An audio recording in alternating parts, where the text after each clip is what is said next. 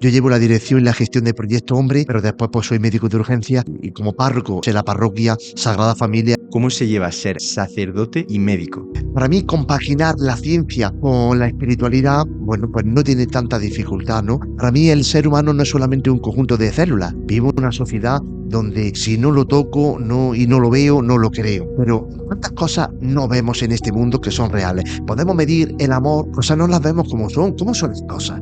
Las vemos como somos nosotros. Y eso es muy importante. Yo no tengo miedo a la muerte. Es más, como sabemos que vamos a morir, eso me hace que yo, los años que tenga de vida, pues lo disfrute. Lo realmente significativo e importante en la vida, a nivel humano, es que decidamos desde qué emoción vivir la vida. Yo creo que somos grandes torpes emocionales. Es una herramienta humana muy importante. Que nos escuche y escuchar también a los demás. Que yo tengo experiencia. Es que cambiando uno cambia a los demás. Si uno no cambia, es muy difícil que los demás cambien. No podemos esperar que los demás cambien. Vamos a empezar por nosotros mismos. Yo lo veo aquí mucho en Proyecto Hombre. Las sustancias y las adicciones son anestesiantes emocionales. Tapamos muchas realidades que nos hacen sufrir y nos provocan dolor. Y lo tapamos con 2 copas, con 2 rayas o con 2 pots. Incluso sacerdotes hemos podido también tener, ¿no? Es de que nadie queda libre, ¿no? De este mundo de la adicción. Al final es un infierno el mundo de la adicción. El depender de alguien o de algo es muy triste, ¿no? El problema no es la droga, el problema no es la adicción, el problema es la persona. Yo considero que en la vida no hay nada que nos determine, pero hay muchas realidades que nos condicionan. Entonces, en las adicciones hay muchas realidades que condicionan. Pero también hemos visto cómo la gente es capaz de rehacerse a sí misma, ¿no? Y es que la persona que ha caído y se ha levantado es más fuerte que la que no ha caído. Y lo que cuesta trabajo ganar por 1.500 euros al mes, pues hay personas que lo funden en un ratito, ¿no? Eso lo hay, y lo hay con bastante frecuencia, ¿no? Ahora, decir que hay esperanza, que de esto te sale, si te pones. Y después que también hay que ser humildes, ¿no? Es decir, pero todos nos podemos equivocar en la vida. La vida hay que afrontarla, hay que descubrir qué nos hace vibrar. A tu yo de 20 años, ¿qué le dirías? Que se quiera, que se perdone, que acepte, la vida pasa rápido, invirtamos energía, dinero, tiempo, todo lo que tengamos en conocernos un poquito más. Bueno, pues bienvenidos a un nuevo episodio del podcast. En este caso estamos con una persona súper especial que tenía muchísimas ganas de traer. Una persona que creo honestamente que tiene muchísimos conocimientos sobre muchísimos ámbitos de la vida, que ha visto muchísimas cosas y creo que nos puede dar una perspectiva súper buena. Así que hoy con nosotros tenemos a Manuel Mingorance. ¿Qué tal? ¿Cómo estás? Muy bien, Kiko, encantado de estar aquí, ¿no? Y de que me hayas invitado a tu programa. No, muchas gracias, gracias a ti. Vale, yo suelo empezar. Primera pregunta, un poquito de tu historia. ¿Quién eres? ¿De dónde eres? ¿Qué has estudiado? ¿De qué trabajas? Un poquito de tu historia. Bueno, pues yo soy Manuel Mingorance Carmona, soy de Peligros, nací en el año 70, tengo el 14 de abril, cumplo 54 años pronto, ¿no? Eh, y la verdad que, bueno, pues tener una formación amplia, yo me considero una persona muy inquieta, polifacética, y bueno, pues después de mi bachiller y el COU en aquel tiempo, pues estudié medicina. Y después de medicina, pues tenía ya al final de la carrera, tenía vocación para el sacerdocio y comencé mi formación en teología, estando en el Seminario Diocesano de Granada. Estudié en la Facultad de Teología de Granada, medicina la hice en la UGR, en la Universidad de Granada, y mi formación teológica pues la hice en la Facultad de Teología de Granada, estando en el Seminario de Granada. Después pues estuve vinculado al ejercicio de la medicina y como párroco en diferentes poblaciones. Estuve primer año de diácono y de sacerdote en Pinos Puente, pero después estuve 4 años en un municipio que está en la Alpujarra, Nevada. De ahí me trasladaron a Motril. En Motril estuve 3 años y me invitaron para ser el director de Proyecto Hombre. En un primer momento lo decliné porque estaba, bueno, pues pasaba consulta por allí por la costa tropical y tenía la parroquia y era capellán del hospital de Motril.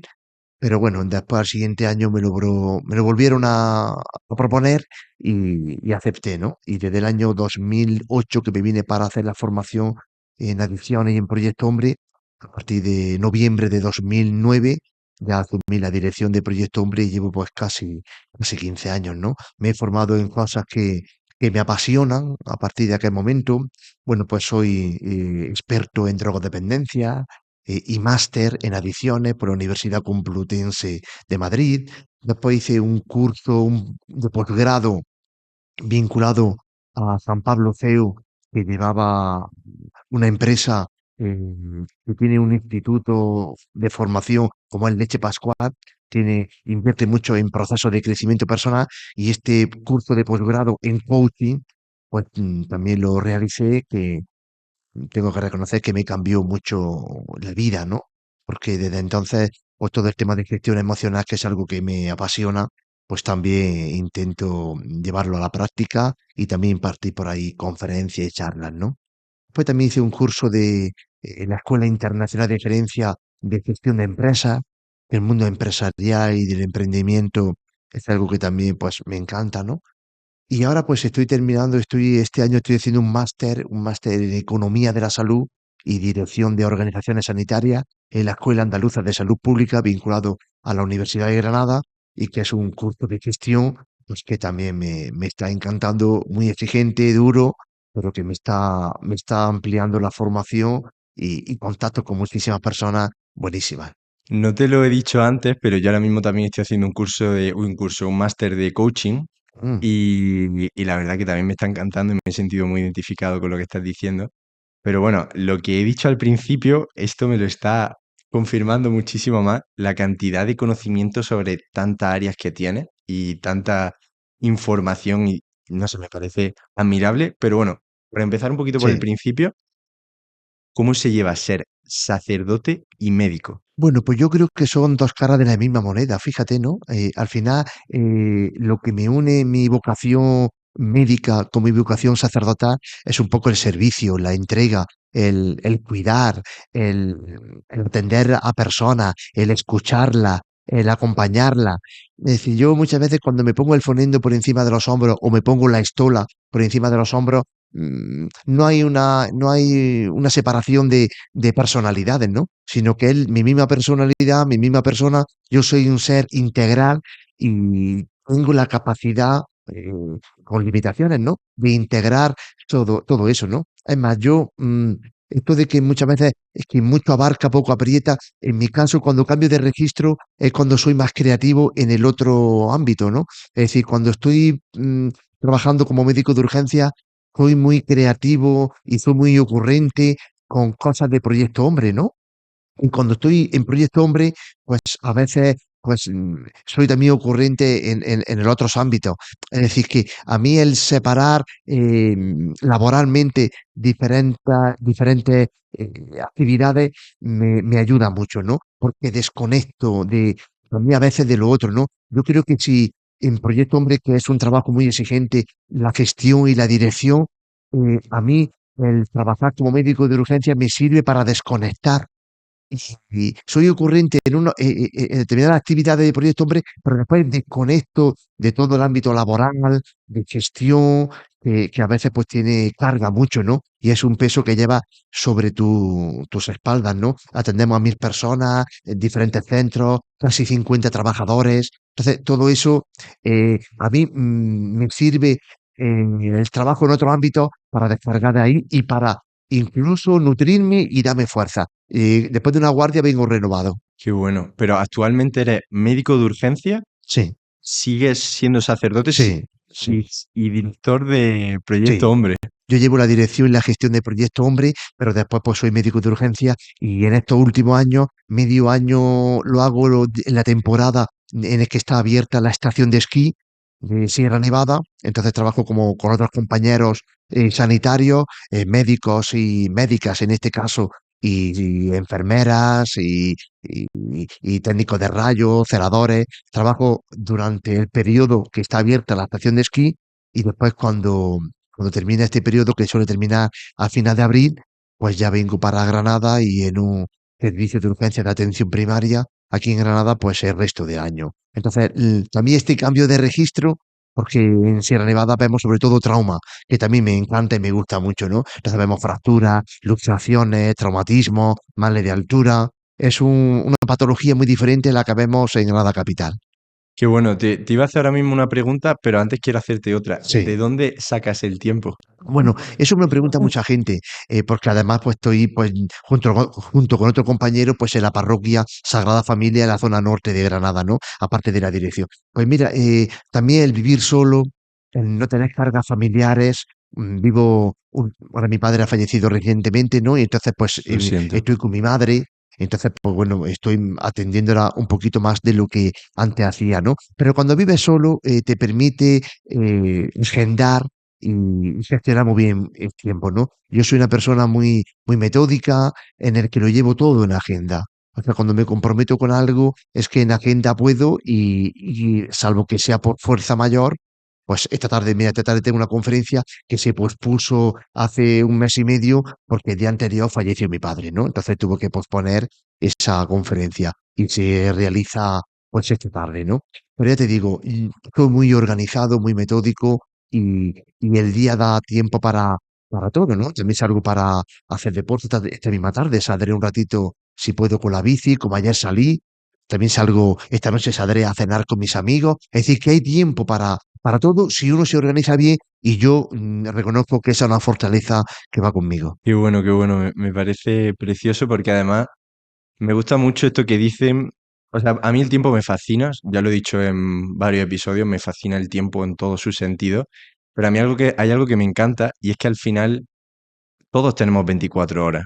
O sea, el tiempo es algo igual para todo el mundo, da igual tu raza, da igual tu género, da igual tu situación económica, todos tenemos 24 horas y entonces está en ti el saber aprovecharla o no. Pero me fascina que puedas ser médico, sacerdote y director de una asociación tan grande y aún así me diga, no, no, pero es que además tengo vida social, tengo tiempo con mis amigos, hago deporte, o sea, me Sí, fascina. Y bueno, no iba a preguntarte esto, pero ahora que entramos en sí. esto, ¿qué consejo le daría a las personas que sienten que no tienen tiempo en el día y que no saben de dónde sacar tiempo para hacer las cosas que quieren hacer? Pues yo creo que tienen que organizarse, ¿no? Yo creo que, porque el día tiene 24 horas, pero yo también le doy mucha importancia al sueño, ¿no? Es decir, Qué bueno, yo con menos de 7 horas es difícil qué que bueno. tire, ¿no? Porque después el resto de días sí que lo vivo con mucha intensidad, ¿no? Yo vivo las cosas con muchísima pasión. Entonces, sí es verdad que supone un desgaste energético importante. Entonces, yo necesito dormir de 7 a 8 horas diarias y después la alimentación es muy importante, el ejercicio para mí. Salir con la bici es una higiene mental y física, porque a mí además que me gusta mucho comer, ¿no? Entonces, me hace perder peso el salir con la bici. Entonces, me regulo y me equilibrio mucho con el ejercicio. Pero la lectura, yo me considero también un gran lector. De hecho, estoy haciendo también ahora el máster que me supone muchas horas de estudio. Es decir, que todo organizarse y después priorizar. Es decir, Qué no importante, podemos atender todo, ¿no? qué Pero importante. hay que priorizar. Pero yo creo que también la relación con los amigos, el salir, en mi caso, como salgo con ellos a tapear, lo que te he dicho del ejercicio, de la lectura, del dormir, el comer bien. Yo creo que todos estos son factores que ayudan mucho a organizarte, ¿no? Después depende de la personalidad, ¿no? Hay personas que son más despistadas, hay personas que son más desorganizadas. Yo en este caso cuento con esa ventaja, ¿no? En el que me organizo bien y intento llevarlo a cabo. O sea, podríamos decir que la agenda es como tu mayor aliado, ¿no? Porque supongo que irás apuntando todo lo que tienes que hacer en cada momento. Es que Sí, además lo acabas de mencionar, se me había olvidado que también estás haciendo un máster, o sea, sí, sí. Y la agenda es fundamental, pero no solamente la agenda con el teléfono, la agenda digital, sino que yo que llevo una agenda física, una agenda efectivamente. en papel, ¿no? Entonces, porque no quiero correr riesgo de que se me pase, ¿no? De hecho, cuando hay algo que no apunto por algo, después lo paso mal porque se me recuerda y no lo tengo apuntado. Pero en muy pocos casos, en un 1% en el mejor de los casos, ¿no? Lo llevo todo apuntado inmediatamente cuando que me comprometo con alguien o con alguna actividad. De hecho, creo que es algo que se menosprecia mucho porque a día de hoy con el móvil como que tendemos a tener toda nuestra vida ahí metida, que si el banco, que si los contactos, llamadas, WhatsApp, redes sociales, todo. Pero creo que se menosprecia mucho el poder de escribir las cosas a mano. Sí, Realmente tienen mucho más impacto e interiorizamos las cosas de una forma mucho mejor. De hecho, si cualquier persona no lo ha probado nunca, que lo pruebe. si toma anotaciones de cualquier cosa en el móvil, que pruebe a hacerlo a mano. Sí. El impacto que tiene es brutal. Yo soy de otra generación, tengo 53 años, entonces a mí me gusta mucho escribir, además que me gusta escribir, no solamente lo que se apunta en la agenda, ¿no? Después yo no podría vivir sin un teléfono móvil, ¿no? De última generación, es decir, yo mis 5 o 6 cuentas de correo, que me entra todo por el móvil, ¿eh? Me entra todo de Proyecto Hombre, me entra todo de mi formación, me entra todo de la parroquia, es decir, me entra todo por el móvil. Tengo las redes sociales, es decir, yo sin móvil no podría vivir, porque hoy en día pues estamos configurados para eso. Además, yo trabajo más con el móvil que con el ordenador, salvo que ya necesite para alguna publicación o alguna presentación. Pero el móvil es fundamental. Pero después yo soy mucho de escribir. Me gusta anotar porque cuando se escribe también, de alguna manera, el aprendizaje es diferente. Totalmente de acuerdo. Yo necesito escribir, se me quedan cosas, de hecho, por ejemplo, tratar de cuando la charla, a mí no me gusta apoyarme en ninguna presentación, me gusta conectar con la gente y yo conecto si no llevo papeles. Y es que voy a las charlas sin papeles, que mucha gente puede pensar, pues este no está preparado nada. No, lo que pasa es que lo tengo tan integrado, se han asumido que va fluyendo. Y muchas veces creo que fluye y sale lo que tiene que salir, ¿no? Pero yo antes la tengo escrita, la repaso escribiéndola. Lo que pasa es que después los papeles no los llevo, ¿no? Pero para mí es muy importante el escribir. Qué bueno, me siento súper identificado con todo lo que estás diciendo porque hace poco di una charla TEDx, y me encanta todo lo que estás diciendo porque me siento súper identificado al final. Creo que es súper importante priorizar la conexión con la persona que te está escuchando a recursos visuales, recursos auditivos. Creo que es súper importante y también dejar ese espacio a la naturalidad, a que sea algo ameno, a darle la posibilidad al espectador de que pueda engancharse con lo que estás Sí, diciendo. Me parece súper potente. Pero bueno, nos hemos metido en esta parte. Yo ya te he dicho antes, a mí me sí, encanta ir por muchos sitios, pero yo quería hacerte una pregunta que creo que puede ser muy compleja, pero más o menos ya sé por dónde me va a sí, responder y ya me ha respondido un poco. Me encanta que cuando te he preguntado el tema de cómo llevas ser médico y sacerdote, me encanta que te lo lleves al punto de son dos cosas que están para ayudar a las personas, que su principal finalidad es esa, y yo lo que hago es utilizar todos los conocimientos que tengo para llevármelo a uno, que soy yo, y en base a eso ayudar a toda la gente que pueda. Pero me gustaría preguntarte, sí.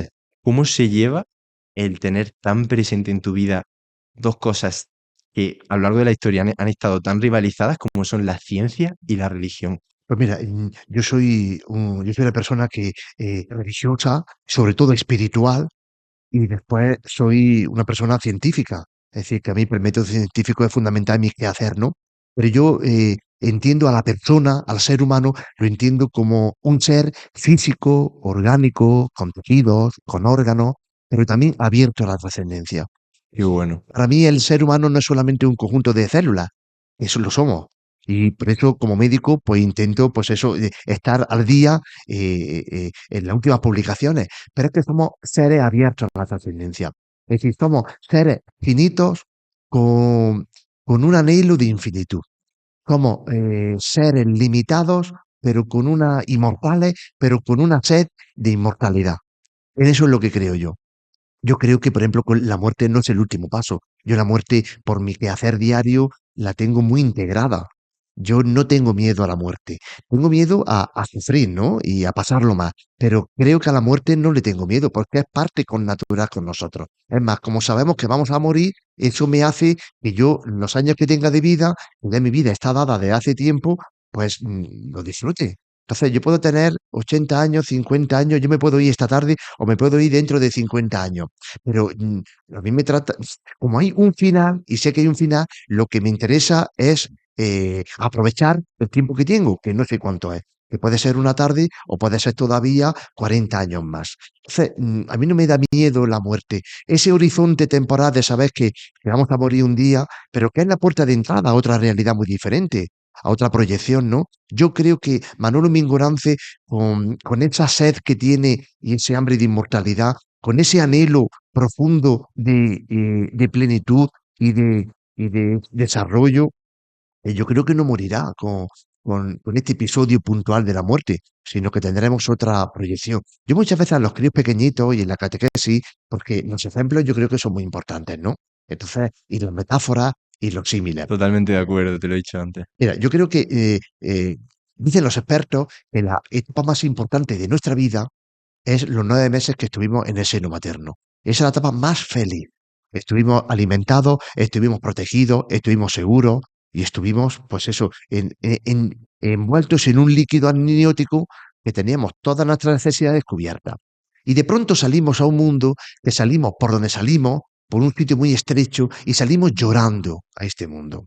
Y de pronto nos encontramos con que el mundo, a la postre, es maravilloso con sus contratiempos, con sus adversidades, con sus sufrimientos, con sus dolores, con sus malos ratos. Pero ahora resulta que nadie se quiere ir de este mundo, nadie se quiere ir, ¿eh? Y reconocemos, como decía la película, que la vida es bella. Y estábamos en un sitio que era inmejorable, que si nos hubiesen preguntado, teniendo razón, si queríamos salir allí, seguramente hubiésemos dicho que vamos a salir si estamos aquí seguros, protegidos, alimentados y estamos en el seno de nuestra madre. Y ahora salimos a un mundo que tiene sus contratiempos y no nos queremos ir, ¿no? Pues eso pasará un poco con el cielo. Para mí el cielo es la plenitud de todo amor. Entonces, saldremos y nos iremos, igual que hemos venido llorando, nos iremos de este mundo pues sin querer irnos, como no queremos salir del seno materno.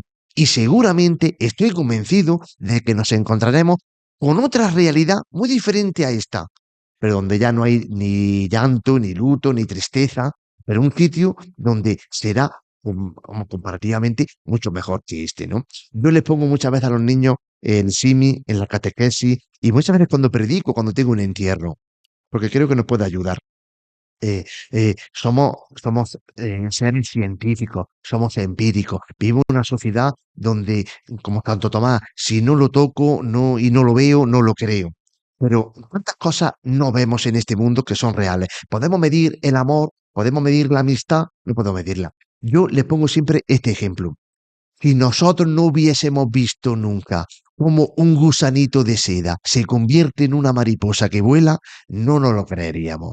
No nos lo creeríamos. Pero como un gusanito que va caminando por el mundo, que se va incluso arrastrando, que va lentamente, como ese gusanito capaz de meterse en una mostaza, en un capullito, y ahí se transforma saliendo en mariposa que puede volar.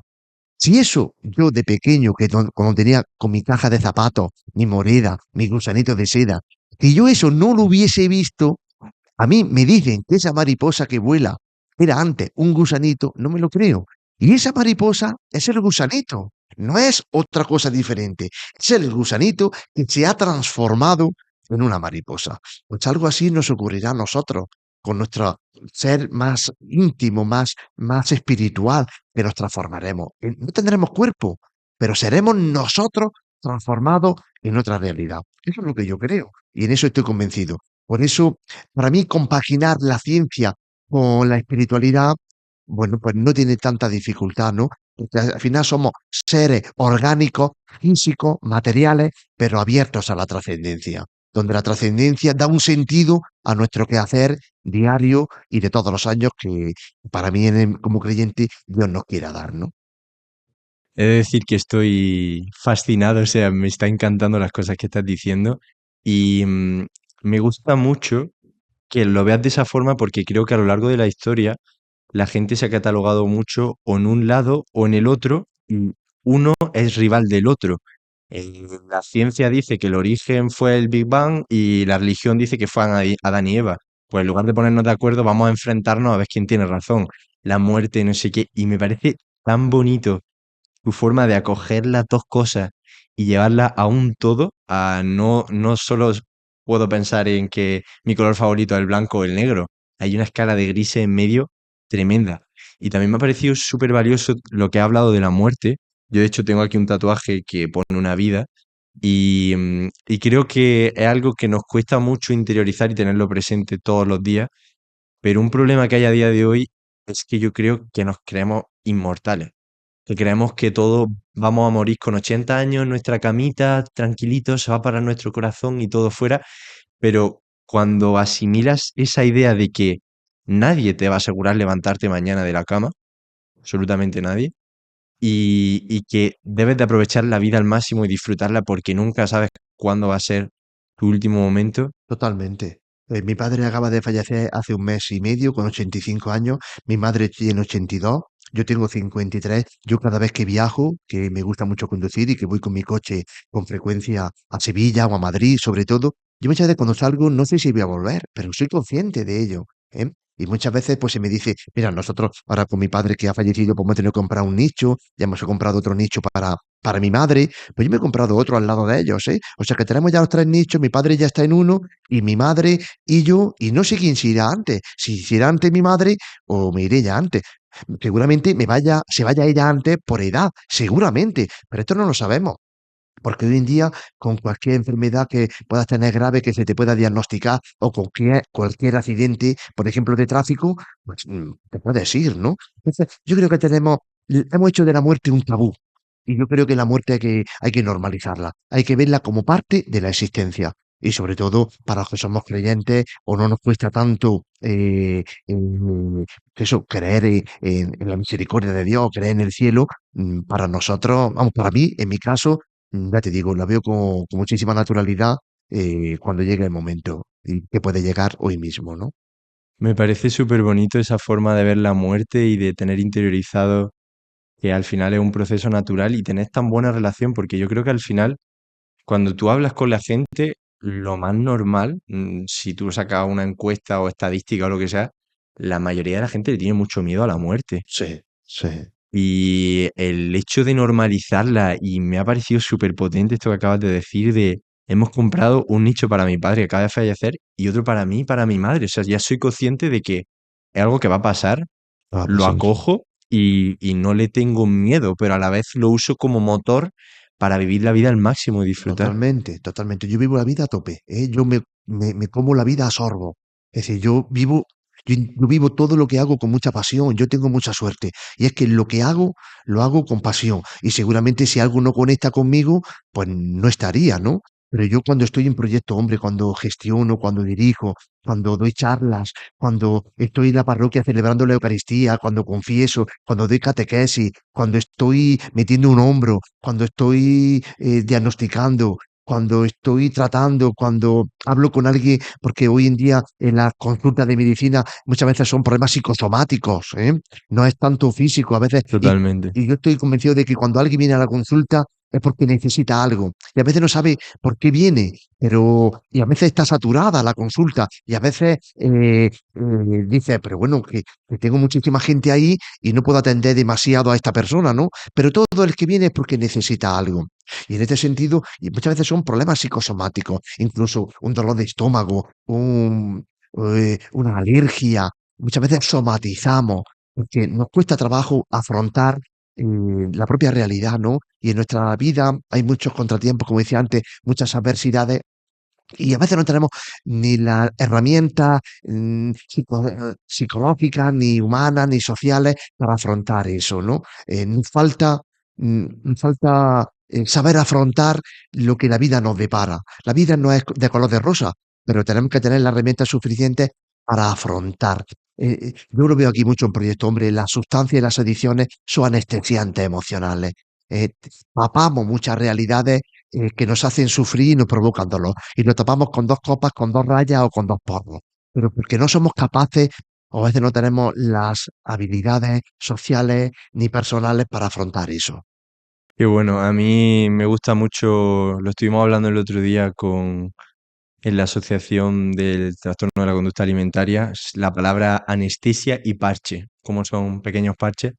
Ahora nos meteremos un poquito más en ese tema, pero antes me gustaría también tratar un poco algo que creo que está muy normalizado y realmente no somos conscientes de la relación tan fuerte que tienen. Yo cuando más lo he experimentado en mi propia persona fue cuando pasé una ansiedad súper fuerte hace algunos años, que fue cuando me di cuenta del poder tan grande que hay y de la relación tan grande que tiene nuestra mente sobre nuestro cuerpo y viceversa.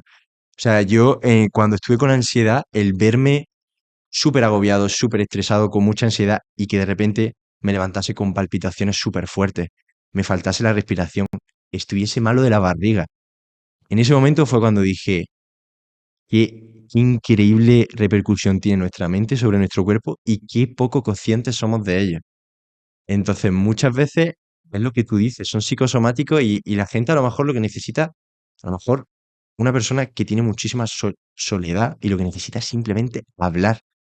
Y realmente tú siendo sacerdote y médico, quiero que nos metamos un poquito así, alguna pincelada en el tema de la escucha. Lo importante que es y al final tú inevitablemente lo presente que está en tu vida, ¿no? La escucha es fundamental. La escucha es un tema que yo trabajo, ¿eh? La escucha me parece muy bonita. Porque la escucha, fíjate con qué frase yo un poco resumo todo. Escuchamos a los que queremos. A los que no queremos no los escuchamos. A los que no queremos, en el mejor de los casos, lo oímos. Pero Totalmente. escuchar, una escucha activa y empática, tiene que haber una predisposición de apertura. Si uno no está abierto a escuchar, no escucha. Estás oyendo y estás pensando en otra cosa. Por tanto, esa es fundamental, esa predisposición de apertura. Después la importancia de la escucha. Yo creo que la escucha es el termómetro que mide la calidad de nuestras relaciones personales. Eso es termómetro.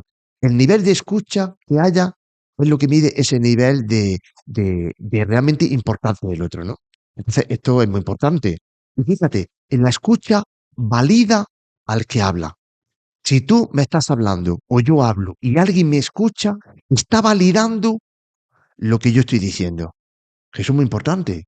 Por eso te decía antes que yo, cuando doy charlas, doy conferencias, esta misma tarde, yo no me apoyo en ningún soporte físico, ni en ningún papel. ¿Por qué? Porque a mí lo que me encanta, y es uno de los grandes placeres para mí, es el conectar con la gente. El yo tener un auditorio conectado conmigo es de las cosas más fabulosas que yo he conocido. Esa sensación es mágica, o sea, es indescriptible, estoy totalmente de acuerdo.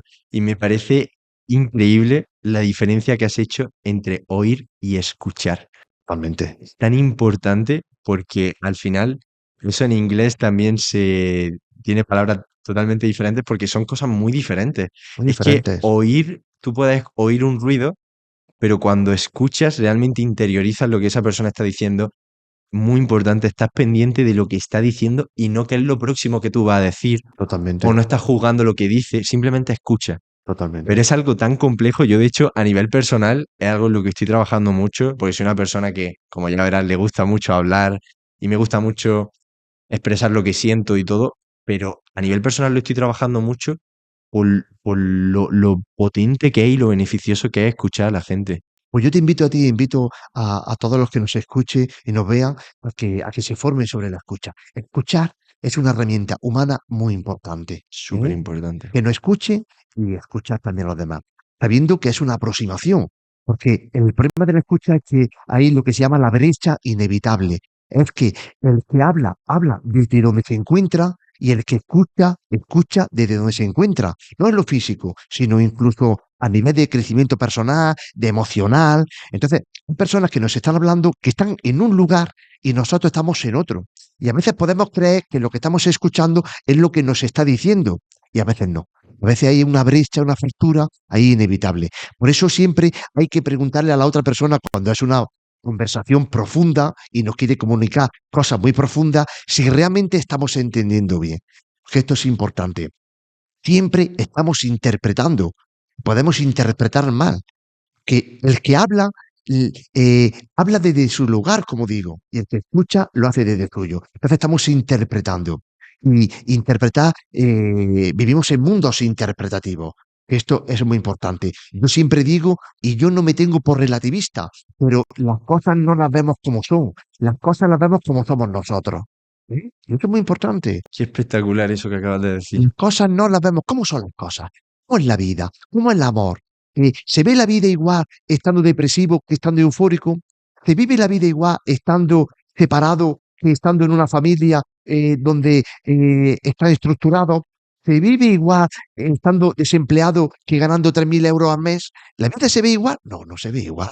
No se ve igual. Ni muchísimo menos. No se ve Y igual. me parece que es algo que tiene muchísima relación con lo que has dicho antes también, de creer para ver y ver para creer. Son Totalmente. dos cosas súper relacionadas. Entonces, es siempre una aproximación. ¿Cómo es la vida? ¿Cómo es el mundo? ¿Cómo es la realidad? ¿Qué me está diciendo el otro? Es que sí, las cosas no las vemos como son. ¿Cómo son las cosas? nos vemos como somos nosotros. Si yo estoy en la cresta de la ola, voy a ver la vida igual que si estoy hundido. No, no puede ser, ¿no? Y después, una cosa que también mide la calidad de nuestras relaciones, de nuestra escucha, es que si yo después de una conversación profunda no he salido transformado, que no he escuchado. Yo no puedo salir después de una conversación igual que he entrado. Tengo que salir transformado de alguna manera, si he escuchado realmente a la otra persona. Por eso te digo que la escucha como el lenguaje son dos herramientas humanas que tenemos que son fundamentales, fundamentales. Al final, como te decía al principio sobre la escucha, escuchamos a los que queremos y escuchamos muy poca gente, porque escuchamos a los que queremos. A los que no queremos, decimos, ¿qué va a contarme a mí ahora este o esta? ¿Qué va a contarme? ¿Eh? Pero lo que pasa es que cuando queremos a alguien, sí la escuchamos. Y es una herramienta muy, muy potente. Me parece súper valioso esto también que estás comentando. Bueno, de hecho, me está encantando todo porque, de hecho, creo que tiene una forma de ver las cosas súper parecida y que me encanta la que tengo yo.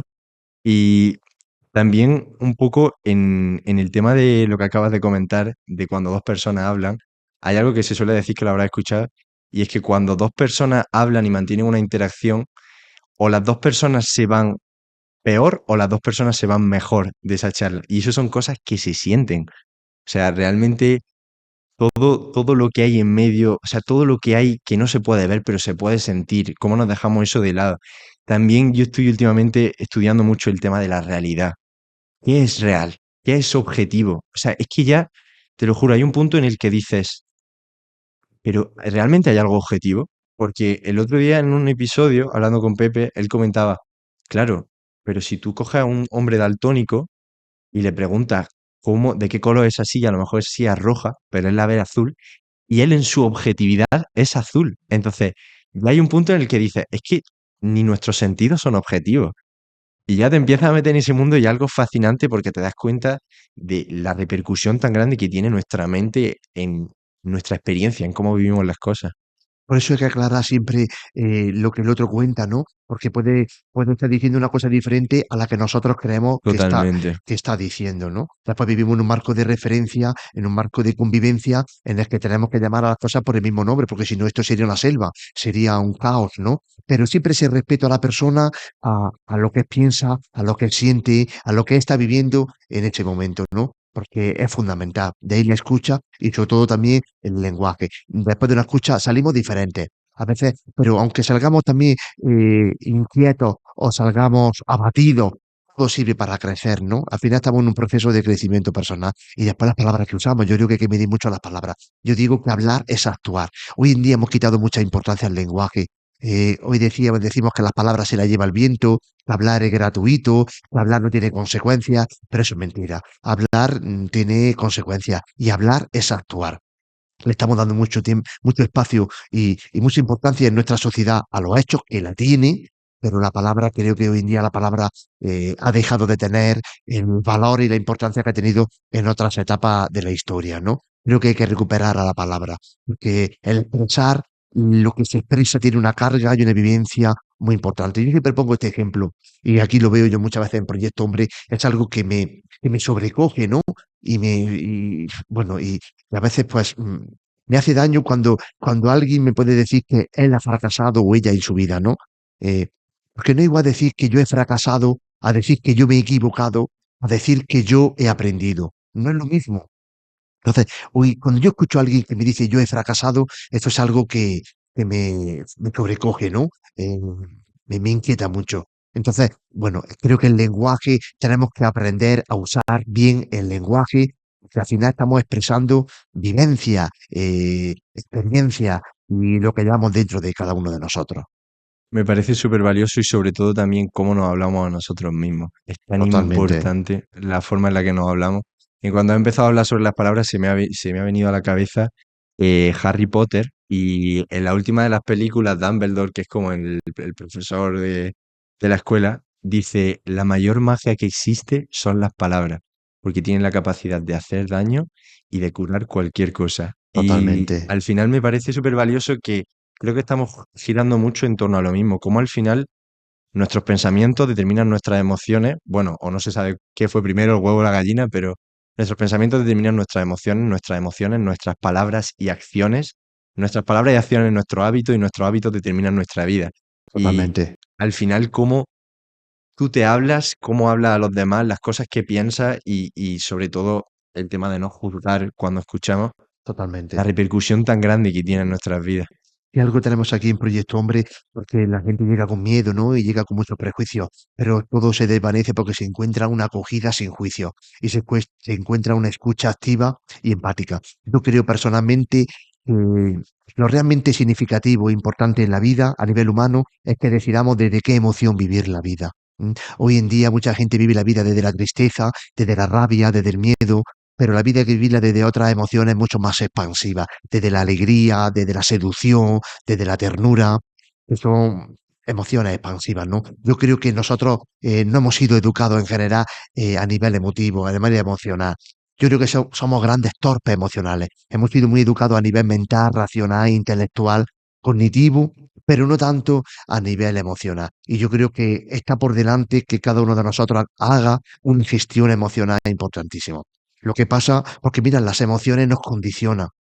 Pero también es verdad que esto de querer vivir desde la alegría no es fácil, o desde la ternura, esto no es que yo lo diga y ya queda, ¿no? Porque nos tiene que permitir nuestros juicios, nuestra narrativa y nuestras interpretaciones. Tenemos, muchas veces llevamos con nosotros un juicio cognitivo muy importante que es yo no puedo, ¿eh? Y este juicio tan potente nos hace no poder muchas cosas. Tanto hay que cambiar todas esas narrativas. Muchas veces tú decías que nosotros tenemos que decirnos cosas bonitas a nosotros mismos, ciertamente. A veces no somos nadie más cruel con nosotros que nosotros mismos, ¿eh? Nosotros nos decimos muchas cosas muy duras y muy desagradables. Y esas narrativas, que es lo que nos decimos nosotros, o esos juicios que llevamos con nosotros, como yo no puedo, o yo no merezco ser querido, o yo soy torpe, esos juicios nos limitan mucho. Y aquí de lo que se trata con toda la gestión emocional es de abrir siempre posibilidades, abrir posibilidades en la vida, no cerrar posibilidades. Lo que pasa es que tenemos por delante una gestión emocional que yo creo que está en pañales, ¿no? Totalmente, totalmente de acuerdo. Es que también creo que es sobre todo por lo que tú dices. Yo siempre he dicho que deberíamos, desde pequeños, al igual que tenemos lengua, que tenemos cualquier tipo de asignatura, debería haber una asignatura de inteligencia emocional, Totalmente. porque muchas veces no es cuestión de no manejarlas bien, sino de no saber cómo hacerlo. Así es. Y creo que es súper importante. Yo de estos temas me tiraría horas hablando, pero si quieres, como ya lo has mencionado varias veces, nos podemos meter un poco en el tema de Proyecto Hombre. Bien. Entonces, un poco, a ver, Proyecto Hombre, estoy convencido de que cualquier persona lo conoce porque es muy conocido, pero si quieres explicar un poco exactamente a qué se dedica y sobre todo qué son las adicciones. Bueno, pues mira, Proyecto Hombre es una entidad social que trabajamos en el mundo de la adicción.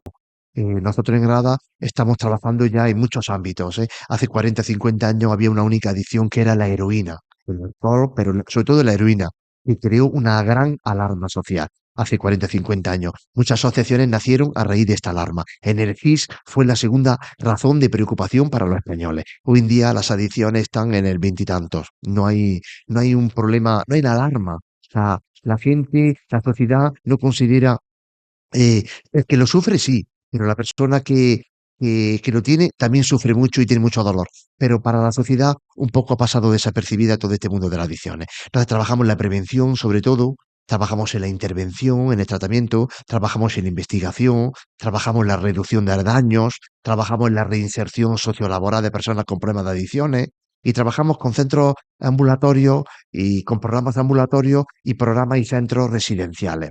Trabajamos aquí en Granada pues, con una comunidad terapéutica, con una vivienda de mujeres, trabajamos también en el centro penitenciario de Albolote. Entonces nosotros consideramos que las adicciones lo que hacen es tapar y anestesiar realidades que nos provocan dolor y sufrimiento. Y eso es lo que queremos, dar la mano a todas esas personas que quieran poner arreglo a su vida, porque al final es un infierno el mundo de la adicción. La dependencia, el depender de alguien o de algo es muy triste, ¿no? Me parece súper bueno que lo comentes de esa forma porque, como hemos dicho antes, creo que mucha gente no es consciente de que una adicción no es algo que alguien hace porque quiere y al final se engancha, que no, que muchas veces suele ser ese parche y esa anestesia, pero que detrás de eso hay mucho.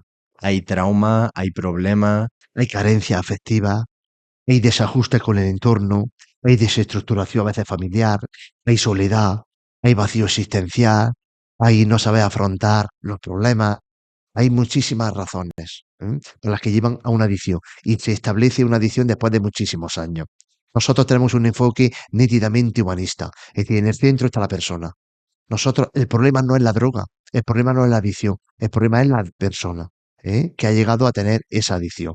Por tanto, nuestro enfoque es nítidamente humanista. Después trabajamos con un método que es educativo y terapéutico.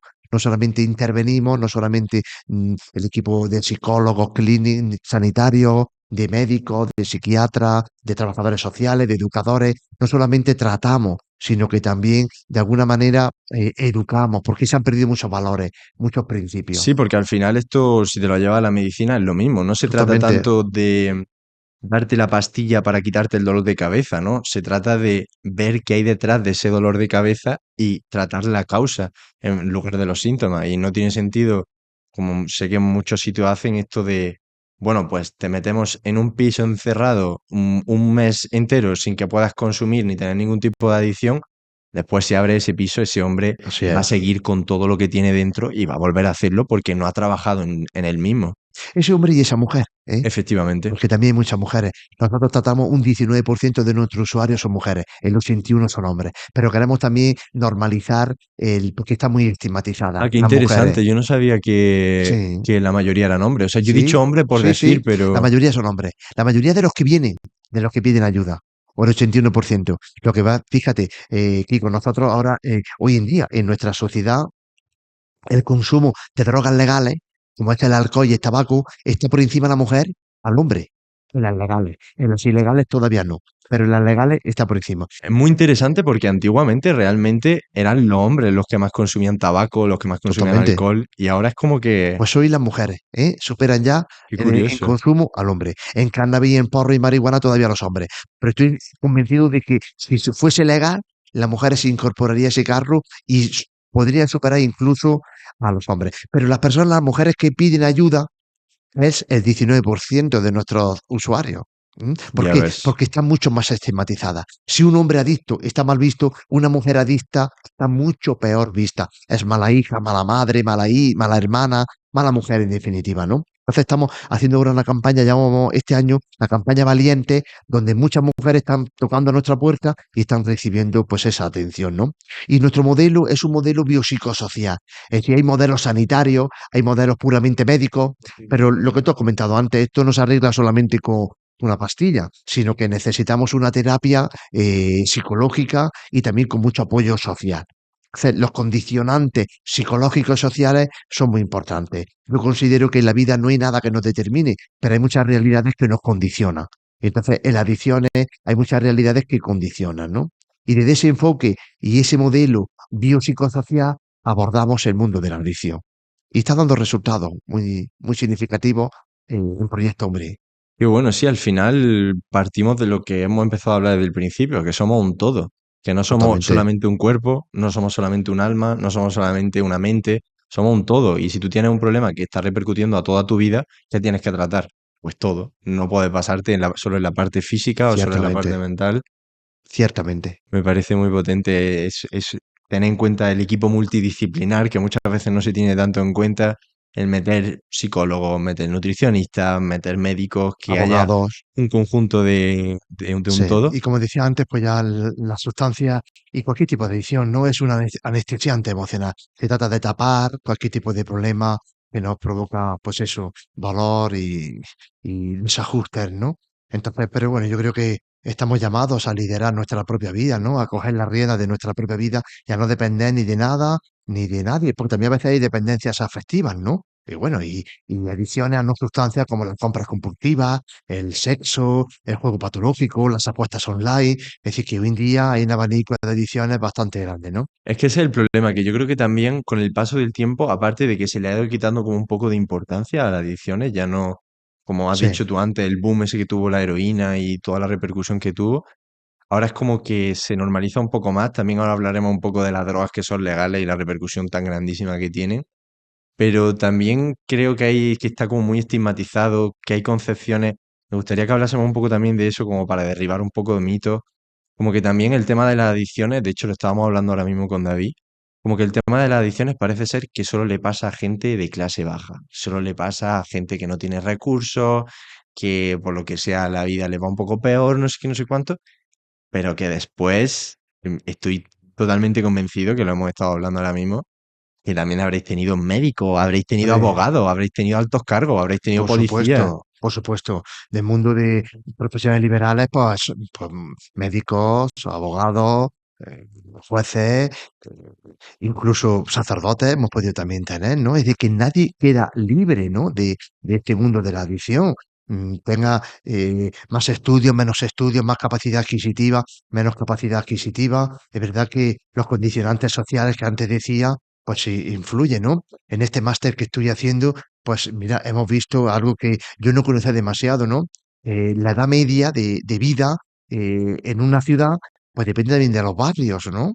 Eso, y puede haber diferencias de 5, 6, 7, 8 años en la edad media de un barrio, donde hay barrios más deteriorados y con más problemas sociales y de empleo y de salud y de trabajo y de nutrición con respecto a otros, ¿no? Y en las drogas pasa igual, es decir, hoy en día para consumir un gramo de coca que son 60 euros, pues tienes que tener un poder adquisitivo. Y hay gente que consume por medio gramo o un gramo o 2 gramos o 3 gramos diarios. Es decir, te hace falta un poder adquisitivo para, y si tienes un problema de ludopatía, pues tienes que tener recursos económicos inicialmente al menos para jugar, ¿no? Después ya te puedes arruinar y no. Es decir, que hoy en día las diferencias sociales y socioeconómicas y culturales cada vez tienen menos peso. Ahora me gustaría también meterme un poco en el tema de las adicciones y las drogas, pero antes me gustaría también que diese un poco esa forma de verlo, porque parece que adicción es solo droga, pero después hay una cantidad de adicciones a tantas cosas que muchas veces la gente no tiene en cuenta. Entonces me gustaría un poco que intentase hablar de todas las adicciones que conoce y un poco dar esa visión de que hay más aparte de la droga. Sí. Mira, antes, hace 30 o 40 años se hablaba, y hasta hace poco se hablaba de drogodependencia, pero hoy en día hablamos de adicciones, porque las adicciones engloban no solamente a la droga, sino también a la no sustancia. Entonces, en cuanto a drogas, pues tenemos pues el alcohol, que es la que está ahí siempre, la cocaína, el cannabis, el tabaco, los inoxidantes, que es un problema también, el tema del éxtasis, el, con el MDMA, que es el éxtasis, y otra serie de la cocaína, otra serie de sustancias. Pero para no sustancias, pues tenemos los videojuegos, el juego patológico, tenemos las apuestas online, tenemos la pornografía, el sexo, las compras compulsivas, que esto parece que no, pero hay mucha gente que de alguna manera ese vacío que puede sentir su vida lo llenan comprando y tantas otras adicciones que hoy en día están muy presentes. Lo que pasa que bueno, muchas veces se camuflan, no se ven, pero la familia que lo pasa, que alguno de sus miembros lo tiene, pues lo sufren mucho, sufren mucho. Y dejando un poco de lado las drogodependencias, ¿cuáles son las adicciones que más os encontráis aquí? Dejando las de las drogas por un poco de lado. Bueno, tú fíjate, nos estamos encontrando no tiene, significativamente, esto no es muy importante, pero es el pense. El pense es la relación que hay entre relaciones sexuales durante un fin de semana con el consumo de sustancias. Pues eso nos estamos encontrando ya, de Ostras, qué hecho, interesante, no lo había escuchado sí, nunca. pues fíjate, en estos días han llegado algunos casos, ¿no? Entonces pidiendo ayuda y solicitando que podamos atenderle. Y tenemos gente, ¿no?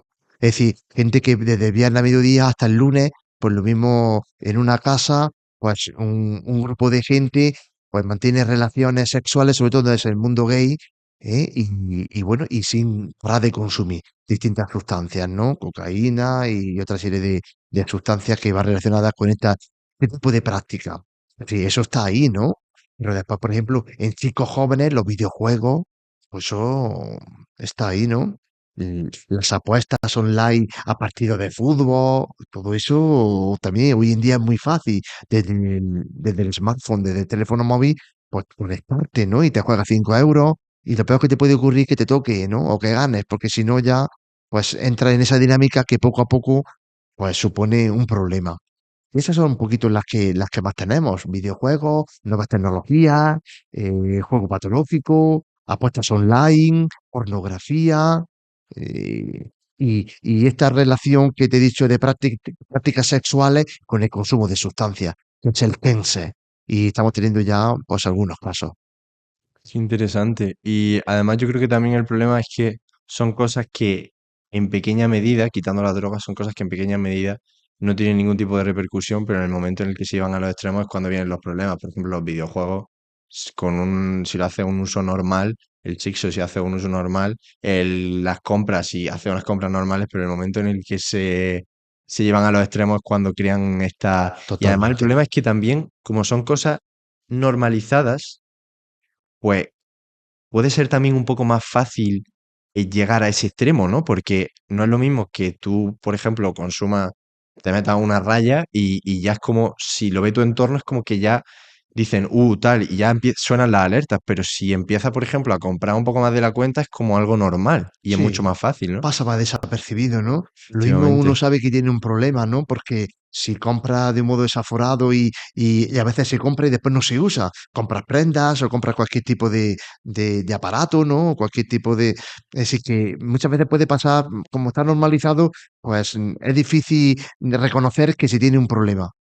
Estuvimos grabando en otros episodios con el trastorno de la conducta alimentaria, con el trastorno obsesivo compulsivo, y a mí me gusta mucho hacer una pregunta para también un poco concienciar a la gente y que se pueda llegar a sentir un poco identificada. Yo, por ejemplo, en el talk le preguntaba a Aurelio, el presidente, le preguntaba qué diferencia hay entre una manía y un trastorno obsesivo compulsivo. En el TCA, pues qué diferencia hay entre tener un trastorno de la conducta alimentaria y simplemente estar un poquito más pendiente de la alimentación y tener una dieta. Entonces, ¿dónde está el salto de decir esto es algo que estoy haciendo de forma normal a decir esto ya es una adicción? Mira, a veces en las adicciones las líneas y los límites son muy sutiles, porque nosotros los médicos hablamos de uso, abuso y dependencia. Alguien puede usar el alcohol, puede beberse una cerveza y no tener un problema de drogodependencia. Alguien puede abusar lo mismo un poquito del alcohol, pero no llega a una dependencia. Esos límites entre uso, abuso y dependencia es un poco muy sutiles. Ahora, hay dependencias que ya son psicológicas y físicas, o las dos, física y psicológica. Pero cuando tú necesitas lo que se llama tolerancia, que es consumir más sustancia o acortar el tiempo entre toma y toma para obtener los mismos efectos, ya indica que puedes tener un problema. Y cuando si no consumes tiene un cuadro de abstinencia, o puede también indicar que tienes un problema de una dependencia, una adicción. Si uno deja de beber y se pone muy nervioso y se pone irritando y se pone con calambre y se pone con que le falta y que necesita, pues te puede indicar, ¿no? Y lo mismo con otras sustancias. Es decir, que la dependencia, la tolerancia y el síndrome de abstinencia son notas que van muy asociadas al consumo de sustancias. Algunas son depresivas, otras son estimulantes, otras son perturbadoras, ¿no? Por ejemplo, el tema del cannabis, pues es una droga que es depresora y perturbadora, que está aceptada socialmente, que está normalizada, que hay una baja percepción de riesgo, pero que no es una droga muy peligrosa, ¿eh? Es una sustancia que puede, en chicos jóvenes, fíjate que en torno al 15% de los jóvenes entre 14 y 18 años fuman porros en el último mes, han fumado. Y es una droga que provoca un cuadro amotivacional, es esa de gana, esa apatía, ese desinterés, ese pasotismo. Además, sobre todo con esta droga, creo que también ha sido algo súper positivo todos los efectos medicinales que han salido de ella y hay gente a la que realmente le ayuda mucho, pero creo que también inevitablemente ha causado un poco el sacarle un efecto positivo, ha hecho también que se le quite un poco de peso a toda esa parte negativa que tiene tan grande, ¿no? Totalmente. Bueno, hay muchas leyendas urbanas, ¿no? En la leyenda de que es más peligroso fumar tabaco que fumar porros, ¿no? Pero es cierto que el cannabis puede tener algunos usos terapéuticos. Por ejemplo, en la quimioterapia, pues para evitar o para contrarrestar los vómitos y las náuseas, se puede usar el tetrahidrocannabinol. O, por ejemplo, en la esclerosis múltiple, pues en la espasticidad. En la anorexia, pues por ejemplo, como da ese apetito tan brutal, pues puede usarse para que las personas que tienen un trastorno de alimentación, de conducta alimentaria, pues con el tetrahidrocannabinol, pues pueda aumentarle el apetito, ¿no? Pero tenemos otro arsenal farmacológico para atender esas demandas. Ahora, el cuadro motivacional o sobre todo los cuadros psicóticos, donde el 60-70% de los chicos y chicas que debutan con un cuadro psicótico fuma porros diariamente en los últimos tiempos, eso está ahí, ¿eh?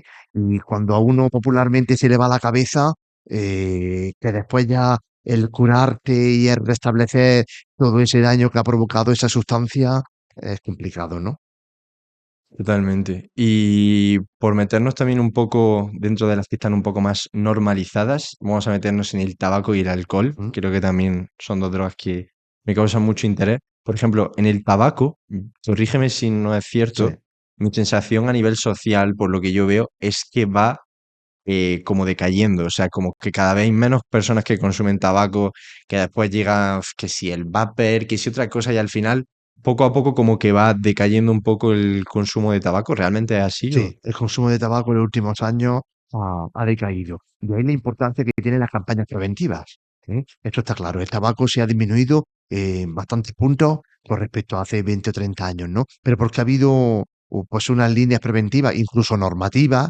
Ya incluso se escuchaba el otro día que se está planteando el no fumar incluso en terrazas. Efectivamente.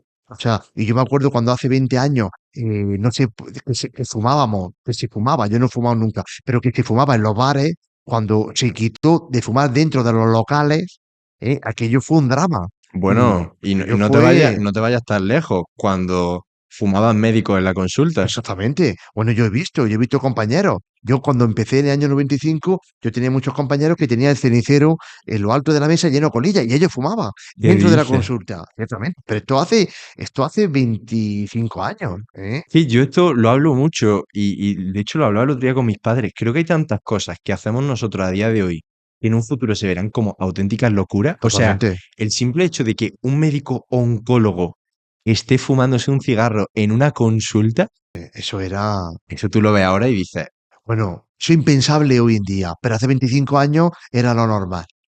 Ciertamente, ¿eh?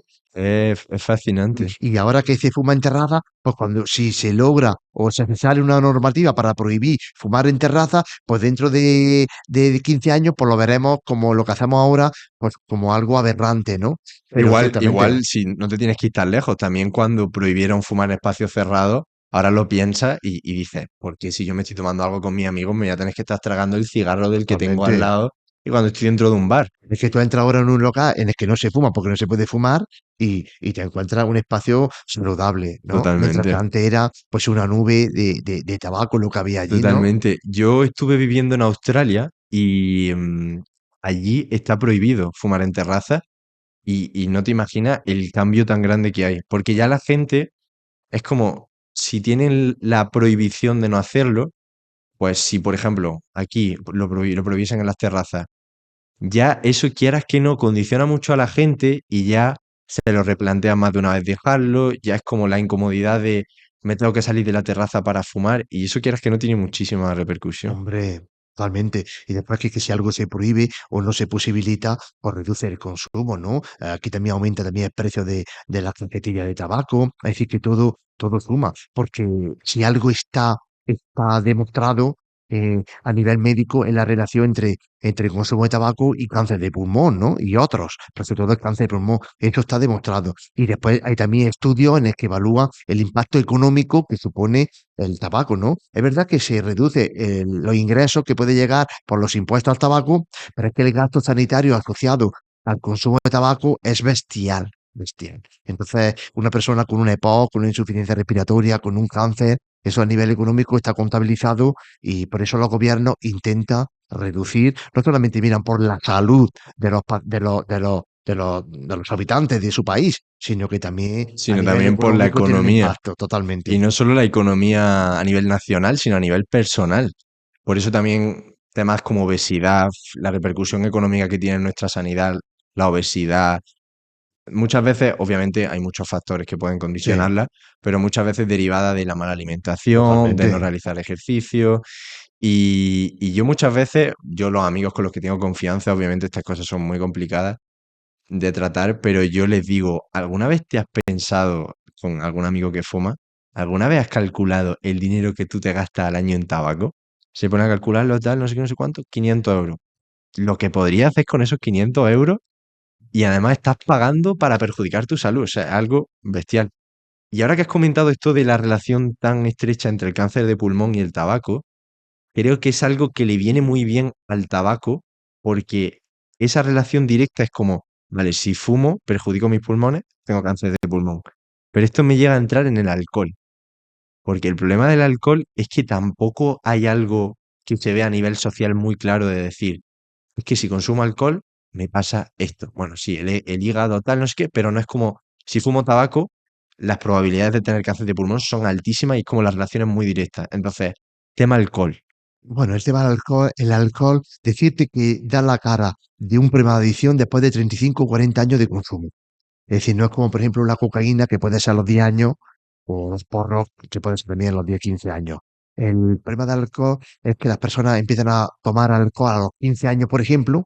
La edad de inicio de consumo está a los 14 años, y cuando tienes 45, 50 años, es que llevas 35 años tomando alcohol. Y tienes 50 años, que hoy en día 50 años sea relativamente joven. Y hay muchísimas enfermedades asociadas al alcohol.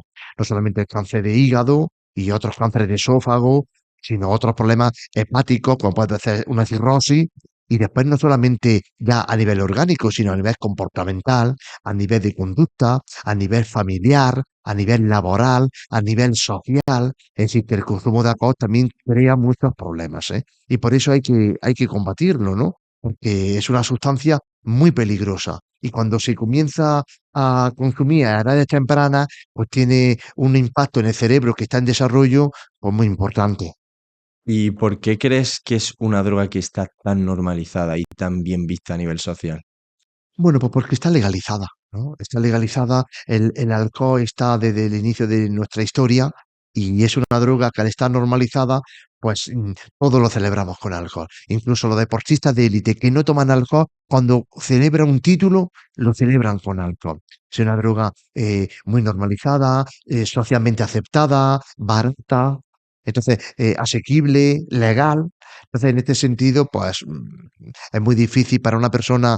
Hoy he dado yo 2 altas terapéuticas hace un rato, de 2 personas, de 56 años, creo, y 58 años, los 2 hombres a los que he dado alta terapéutica con problemas de alcohol, y es muy difícil mantenerse.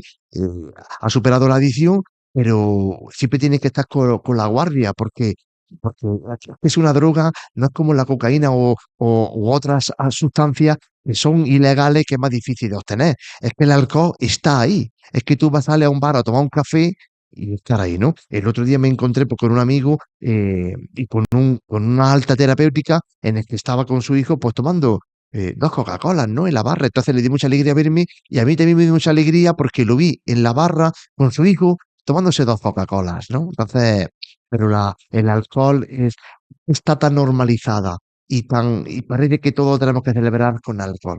Que ese es el problema, que está tan bien vista y forma tanto parte de nuestra vida que no es como otra droga más dura, si se le podría llamar, que tú tienes como que buscar contacto y de una forma muy minuciosa conseguirla, no sé qué, como que es mucho más complejo, sino que es algo que cuando tú sales con tu amigo, tal, una cerveza, tal, normal.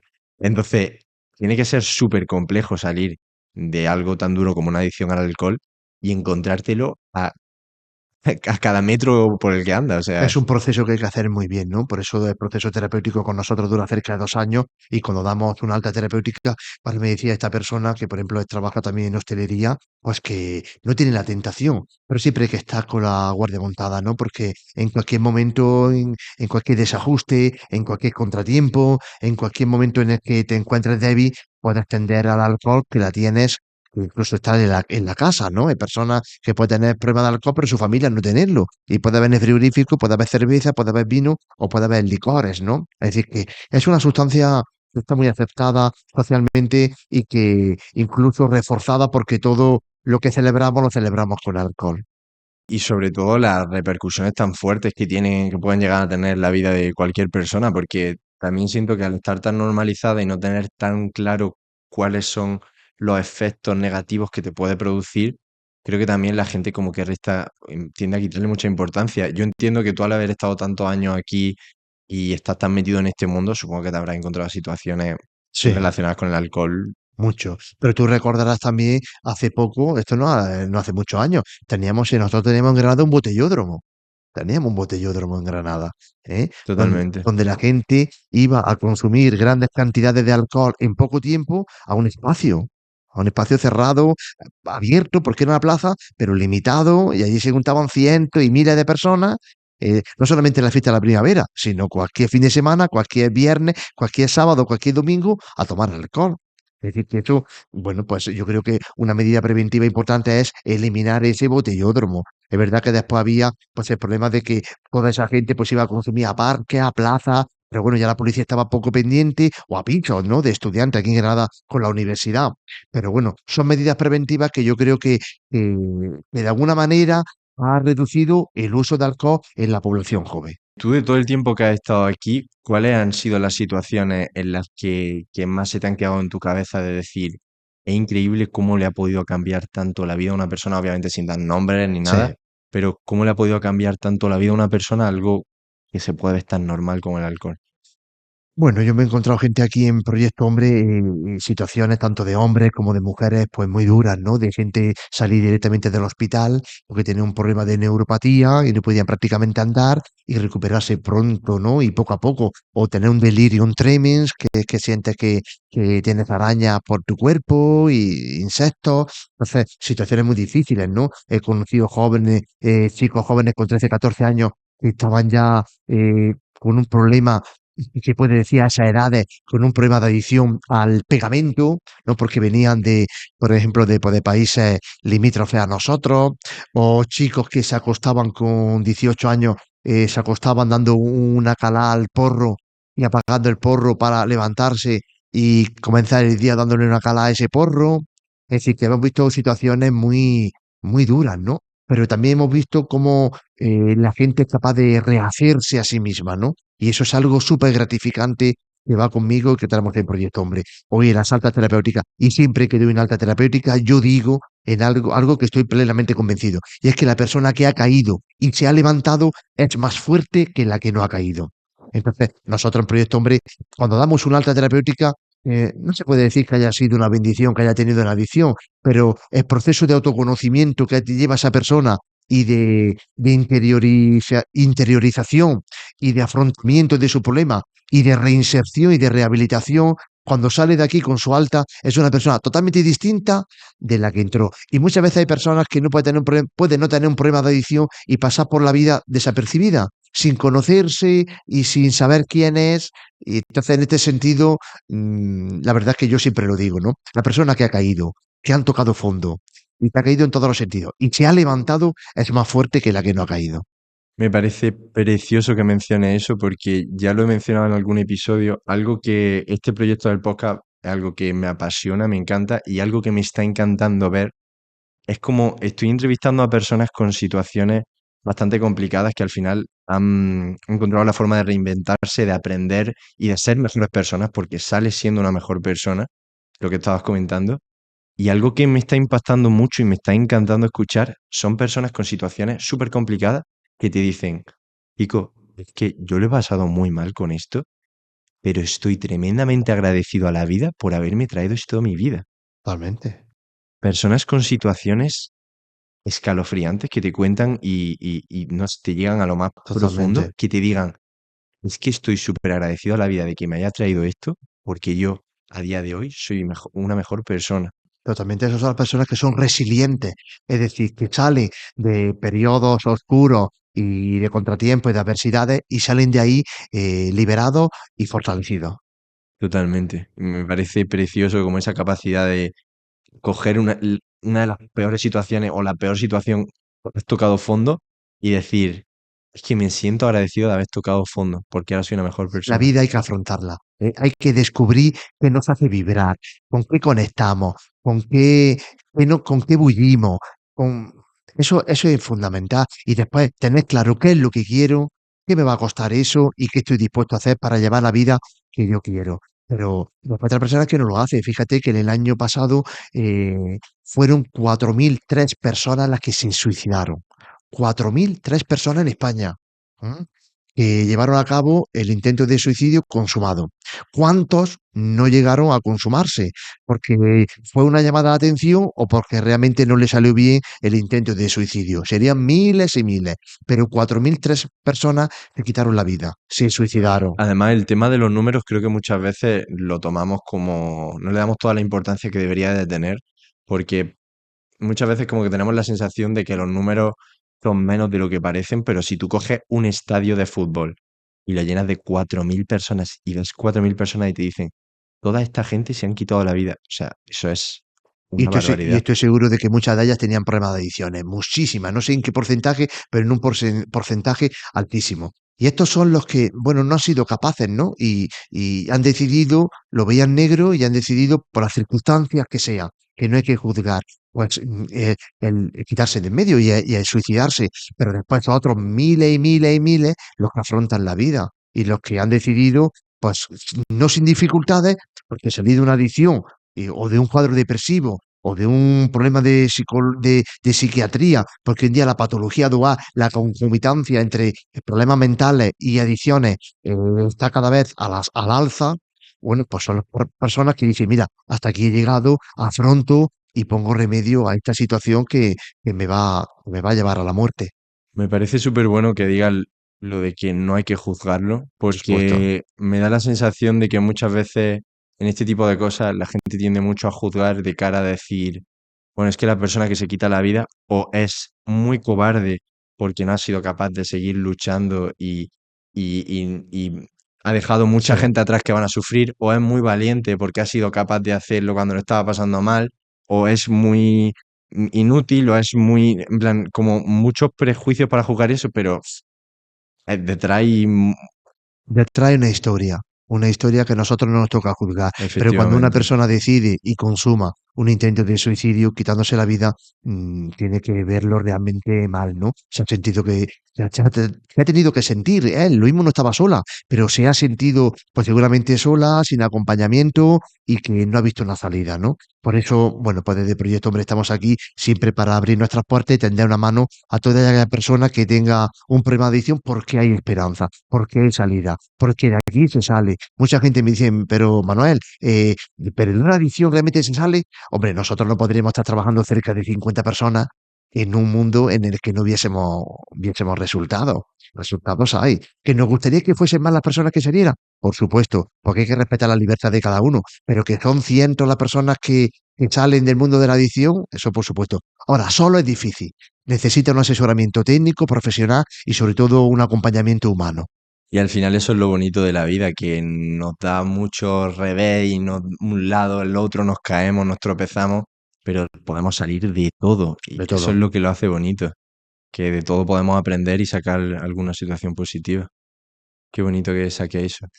Y antes lo han mencionado también, y me gustaría tratarlo un poco también, el tema de las adicciones relacionado en el mundo de lo económico, porque yo he llegado a escuchar que al final también me gustaría mucho que tratásemos el tema de la pirámide de Maslow, que estoy seguro que la conoces, Ujú.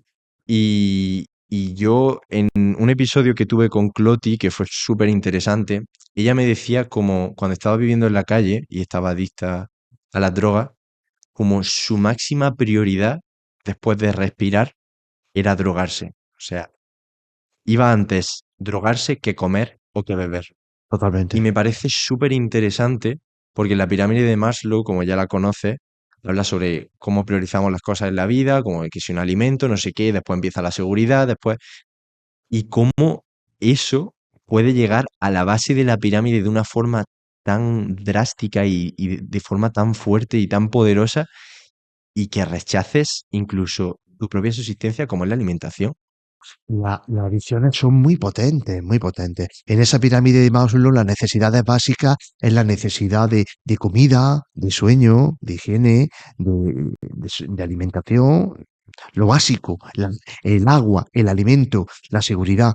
Pues vamos a ir escalando en esa pirámide ya necesidades que se van completando, pero estando cubiertas las del piso abajo, ¿eh? Es decir, las Efectivamente. necesidades espirituales, las necesidades de felicidad y las necesidades más, bueno, estas están en la pirámide al final, siempre que vayan cubiertas, pues otras de educación, de sanidad, eso está claro. Pero la adicción trastoca esa pirámide, porque antepone cuando hay un problema de adicción realmente, de dependencia, cuando necesitas de una sustancia para poder seguir viviendo. Porque si no, el cuadro de abstinencia puede ser más brutal incluso que la propia adicción. Eso trastoca toda la escala de valores. Para que la gente lo entienda un Sí, poco, que no haya escuchado antes la pirámide de Maslow, básicamente habla sobre las necesidades que tenemos como seres humanos y por poner un ejemplo, es como decir que tú no te vas a preocupar de si eres feliz o no eres feliz cuando no tienes dinero para comer o no puedes permitirte alimentos. Pues lo primero que vas a hacer es alimentarte y ya una vez estás alimentado y tienes lo básico, pues busca hacer lo siguiente. Y totalmente. lo que te comentaba, perdona que te he Sí, interrumpido no, para no. aclararlo un poco, Sí, eh, ¿cómo puede la droga llegar a que te despreocupes de cualquier necesidad básica que tengas como ser humano? es que la droga y la sustancia llega a ser lo prioritario, llega a ser lo que está ahí, primero porque te provoca mucho placer, mucha satisfacción, es brutal, pero que cuando no la consumes y tienes un problema de dependencia, de esa dependencia que puede ser psicológica, pero también física, es que la necesitas. Es que, por eso te decía antes de la tolerancia, en el que cada vez tienes que consumir más para obtener los mismos efectos o tienes que acortar el plazo. Si yo me meto 2 rayas todas las noches, llega un momento, fíjate, a mí me cuentan muchas veces los adictos a la cocaína que empezaron el día de Nochevieja, Comenzaron el día de Nochevieja, la primera raya que se metieron fue en Nochevieja o fue en su cumpleaños y después fue pues en otra fiesta, pero a los 6 meses y después fueron pues a los 3 meses y después ya era un sábado y después ya era los sábados y los domingos y después ya era el fin de semana y después ya metieron el miércoles y después metieron otro día y después ya era todos los días de semana y después ya no era medio gramo sino que era 1 gramo. Es decir, pero todo esto no se consigue de la noche a la mañana, todo esto son años años. Entonces, pero llega un momento en el que tú tienes un consumo, una dependencia, por ejemplo, a la cocaína, desde hace 10 años, en el que tú necesitas la cocaína todos los días para seguir adelante. Además, con esa potencia de efectos tan estimulantes y excitantes como hace la cocaína, ¿no? En el que te amplía la conciencia, tu capacidad de trabajo y de rendimiento es espectacular, ya la timidez, las trabas que tienes para ligar se te quitan, es decir, que tiene muchos efectos que al final son psicológicos, pero también físicos. Entonces, ya trastoca todo, porque ya todo está en función de esa sustancia. Entonces, pues bueno, la pirámide de Maslow se va a tomar Sí, viento, es ¿no? como el que dice las personas que dicen, yo sin mi café todas las mañanas no soy persona. Totalmente, totalmente, ¿eh? Los que tomamos café, yo tomo una manchada por la mañana. Pues el día que no tomo la manchada, mi conciencia no es tan amplia ni luminosa como cuando la tomo.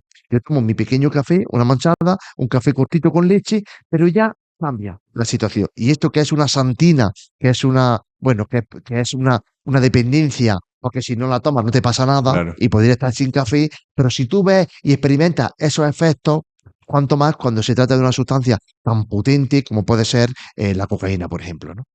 Sí, me parece súper interesante porque he escuchado algunos casos, y obviamente tú tienes que haber escuchado miles, de personas diciendo, es que yo cobro al mes 1.500 € y yo ha habido días que me he llegado a gastar en sustancia o en cualquier tipo de adicción los 1.500 € que he cobrado. Sí, O sea, es como todo lo que hay en tu vida lo aparta a un lado y priorizas, como hemos hablado antes de sí, las sí, prioridades, la importancia que tienen las prioridades, y toda tu prioridad va en eso, y el impacto totalmente. económico que puede llegar a tener en la vida de la gente. Muchísimo, muchísimo, porque hay gente bueno, que se funde el mes en adicciones de un modo progresivo y otra gente que, pues, como consume, por ejemplo, alcohol, ¿no? Pues a grandes dosis y atracones, ¿no? Pues lo mismo. Hoy cobro los 1.000 € o los 1.500 y los fundo, ¿no? Entonces estoy yo un fin de semana, por ejemplo, o un día entero, pues estoy consumiendo coca, alcohol y prostitutas, ¿no? Y entonces pues estoy ahí encerrado en un burdel y, y ya está. Y eso lo hay, y lo hay con bastante frecuencia, ¿no? O me la juego, ¿no? Me juego en máquinas tragaperras, me voy al bingo, o hago una apuesta a lo bestia, y lo que cuesta trabajo ganar pues 1.500 € al mes, pues hay personas que lo funden, hablando coloquialmente, en un ratito, ¿no? Es decir, pero porque se trastoca todo, ¿no? Porque ya llega un momento ya en el que ya se pierde la objetividad y esa dependencia te hace El craving con la cocaína es un deseo irrefrenable. Es que no puedes parar, es que es irrefrenable. Cuando tienes la gana de consumir, es que, y por eso hay tanta gente en prisión que 70-80% de la gente que está privada de libertad tiene relación con las adicciones, porque han robado y porque han necesitado recursos humanos para mantener la conducta adictiva. Y sobre todo eso, que al final tu máxima prioridad es esa, o sea, no hay nada más en tu vida que te importe que no sea eso.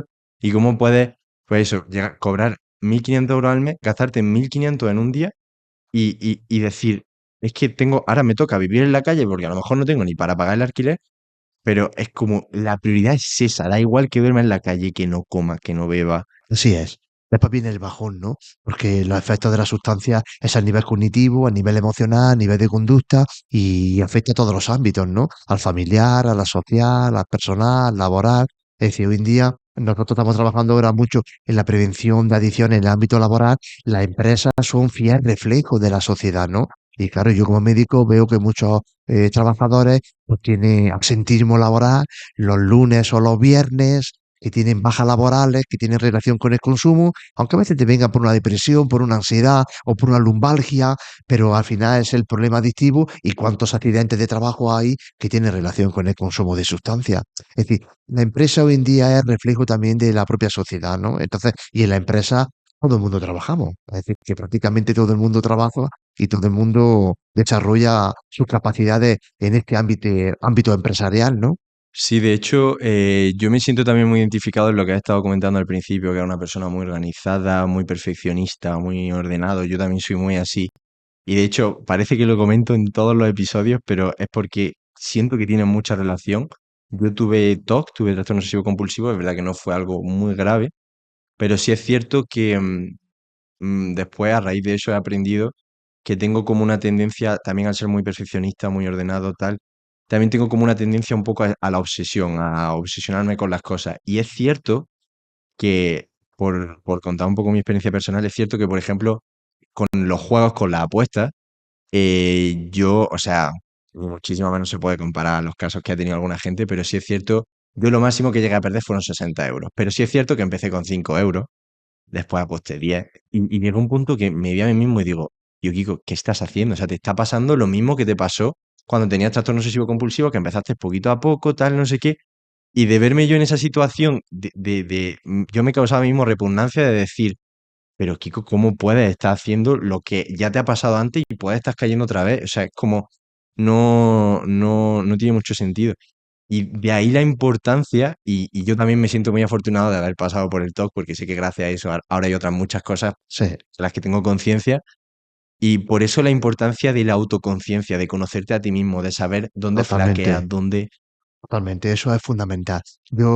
Con con lo que te decía al principio, yo con la cinta soy muy metódico, pero después yo creo que me considero una persona muy equilibrada, ¿no? Porque, por ejemplo, yo no soy perfeccionista, soy muy exigente conmigo mismo y con los demás también, Hmm, ¿no? Pero yo no me considero perfeccionista ni muy ordenado, yo soy ordenado dentro de mi desorden. Pero sí es verdad que, por ejemplo, con la agenda soy muy metódico, ¿no? Porque me juego mucho con tener una agenda pues eso, arreglada, organizada y que te permita hacer frente a todo lo que viene, ¿no? Pero yo creo que en la vida el equilibrio es fundamental, ¿no? Ni ser, pero a veces vamos por bandazos, ¿no? Vamos de un extremo al otro. Yo creo que un poco el equilibrio y el centro, estar en el centro, es un poco lo ideal, ¿no? totalmente, y saber hacia dónde tú sueles tirar más para un poco tirar un poco de ese lado. Por ejemplo, si yo soy una persona más perfeccionista, más rígida, más ordenada, pues sé que tengo que tender más hacia el otro extremo y Totalmente. mantenerme en ese equilibrio. Si, por ejemplo, no soy consciente de ese perfeccionismo y de esa obsesión que tengo con ciertas cosas, ahí es donde me puede pegar fuerte y Claro, si yo soy un poquito más desordenado, pues tengo que saber que por lo menos una vez a la semana mi cuarto debiera un poco organizarlo y mi ropa, ¿no? Porque si no, pues tendemos a, pues eso, a poner la ropa en lo alto de la silla y a veces no colgar en la percha del armario. Entonces, pues si somos un poquito más desordenados, sabes que hay que contrarrestarlo, ¿no? Y los que somos perfeccionistas, pues recordad que se pueden permitir también alguna licencia y no ser tan cerrado, ni tan rígido, ni tan metódico en ese sentido, ¿no? totalmente.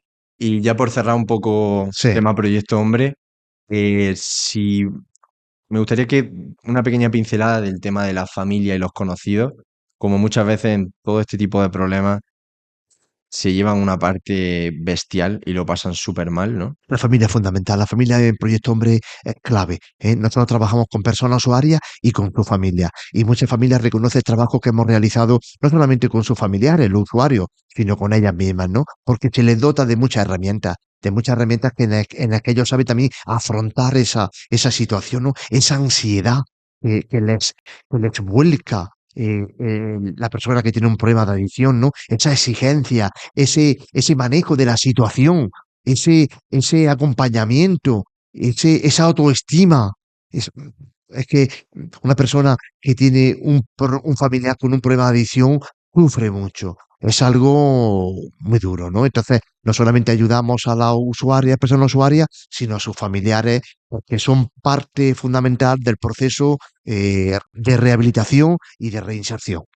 Totalmente. Y al final yo creo que también la importancia de que si tú no quieres cambiar, no va a haber cambio. O sea, Totalmente. realmente tu familia puede decirte mucho que haga esto, que hagas lo otro, tus conocidos, pero el cambio está en uno mismo. Totalmente, ¿eh? Aquí nosotros decimos, el que cambia y el que hace el proceso es uno, ¿no? Tú te puedes sentir acompañado, asesorado por el equipo terapéutico, pero el problema lo tiene uno y la solución la tiene uno, ¿eh? Solo es muy difícil. Hay gente que lo consigue solo, pero es muy difícil. Tienes que estar acompañado por un equipo profesional, técnico y por tu familia, si la hay. Pero te digo, es muy difícil solo salir de ese mundo de la adicción, ¿no? Entonces, en este sentido, tienes que ser consciente de que el proceso lo hace uno y tiene que poner toda la carne en el asador uno. Porque es uno quien lo consigue. Esto no hay no se, no puede hacer el programa un familiar por uno. No hay aquí una solución vicaria, sino que es uno el que tiene el problema y el que tiene que poner arreglo al mismo. Totalmente. Y entonces ya por cerrar un poco, si tuvieses que darle un consejo a alguien, no sé si diferenciarlo, me puedes dar uno para ambos, pero una persona que cree que puede estar entrando en algún proceso de adicción y a una persona que ya está en un proceso de adicción. Sí. Mira, yo en general soy un poco anticonsejo, porque yo no creo en los consejos. No creo que un consejo le sirva a alguien que está pasando por determinada experiencia. Estoy muy de acuerdo con eso porque al final las experiencias de vida son todas muy, o sea, no puedes generalizar todo en un caso en concreto. Yo lo suelo Sí, preguntar así porque es como la forma sí. más Pero de diría entenderla. también que cuando uno pierde un poco el control de su vida, eso es un signo de que tiene un problema, ¿eh? De que tiene un problema, si es con las adicciones, con las adicciones. Cuando tú pierdes un poco ya también tus relaciones sociales, tienes problemas en el trabajo, tienes un desajuste con el entorno, tienes un descontrol personal, Pierde un poco ese equilibrio que ahí, estábamos hablando antes, ¿no? ahora, decir que hay esperanza, ¿eh? Que de esto te sale, que de esto se sale, ¿eh? Si te pones, y después que también hay que ser humildes, ¿no? Es decir, pero todos nos podemos equivocar en la vida, ¿eh? Nos Totalmente. podemos equivocar. Ahora, lo que no vale es no poner solución. En cuanto que uno tenga conciencia y que sea honesto, porque a veces no reconoce que tiene un problema sabiendo que tiene un problema. No, hay que reconocer las cosas. Si yo tengo un problema con el alcohol, con cualquier sustancia o cualquier adicción, es reconocerlo. Y era poner arreglo y poner solución y buscar dónde me pueden ayudar para salir de ahí, pero que hay esperanza. Entonces, yo diría eso, seamos honestos, seamos, pues eso, personas que llaman a las cosas por su nombre y si reconocemos que tenemos conciencia de tener un problema, poner solución. No solamente por uno, también por los demás. También mm, hay personas que tienen derecho a tener un padre o una madre, a tener un hijo o una hija, a tener un abuelo, una abuela, un sobrino. Tienen derecho también los demás a contar con nosotros en unas condiciones óptimas y no ser una persona que está pasando por problemas y que no quiere reconocerlos ni pedir ayuda. A mí me encanta esto de que al final tienes que mejorarte a ti y ser tú feliz, no solo por ser tú feliz, sino porque una persona feliz hace feliz a la gente de su entorno. Entonces ya no es solo responsabilidad propia de yo tengo que ser feliz y aprovechar la vida al máximo, es que también como tú seas feliz, la gente de tu entorno le va a influir mucho a que ellos también lo sean. Hombre, totalmente. El otro día nosotros en la comida solidaria dio un chico, dio un testimonio en el que tenía a su lado a una chica, a una niña de 2 años, que te digo muy pequeñita, no se entera de nada. Pero es decir, esa niña o ese niño tiene derecho a tener un padre que esté con ellos. ¿Eh? No un padre ausente, no un padre que esté todo el día consumiendo fuera de casa y que no tenga una relación con su hijo.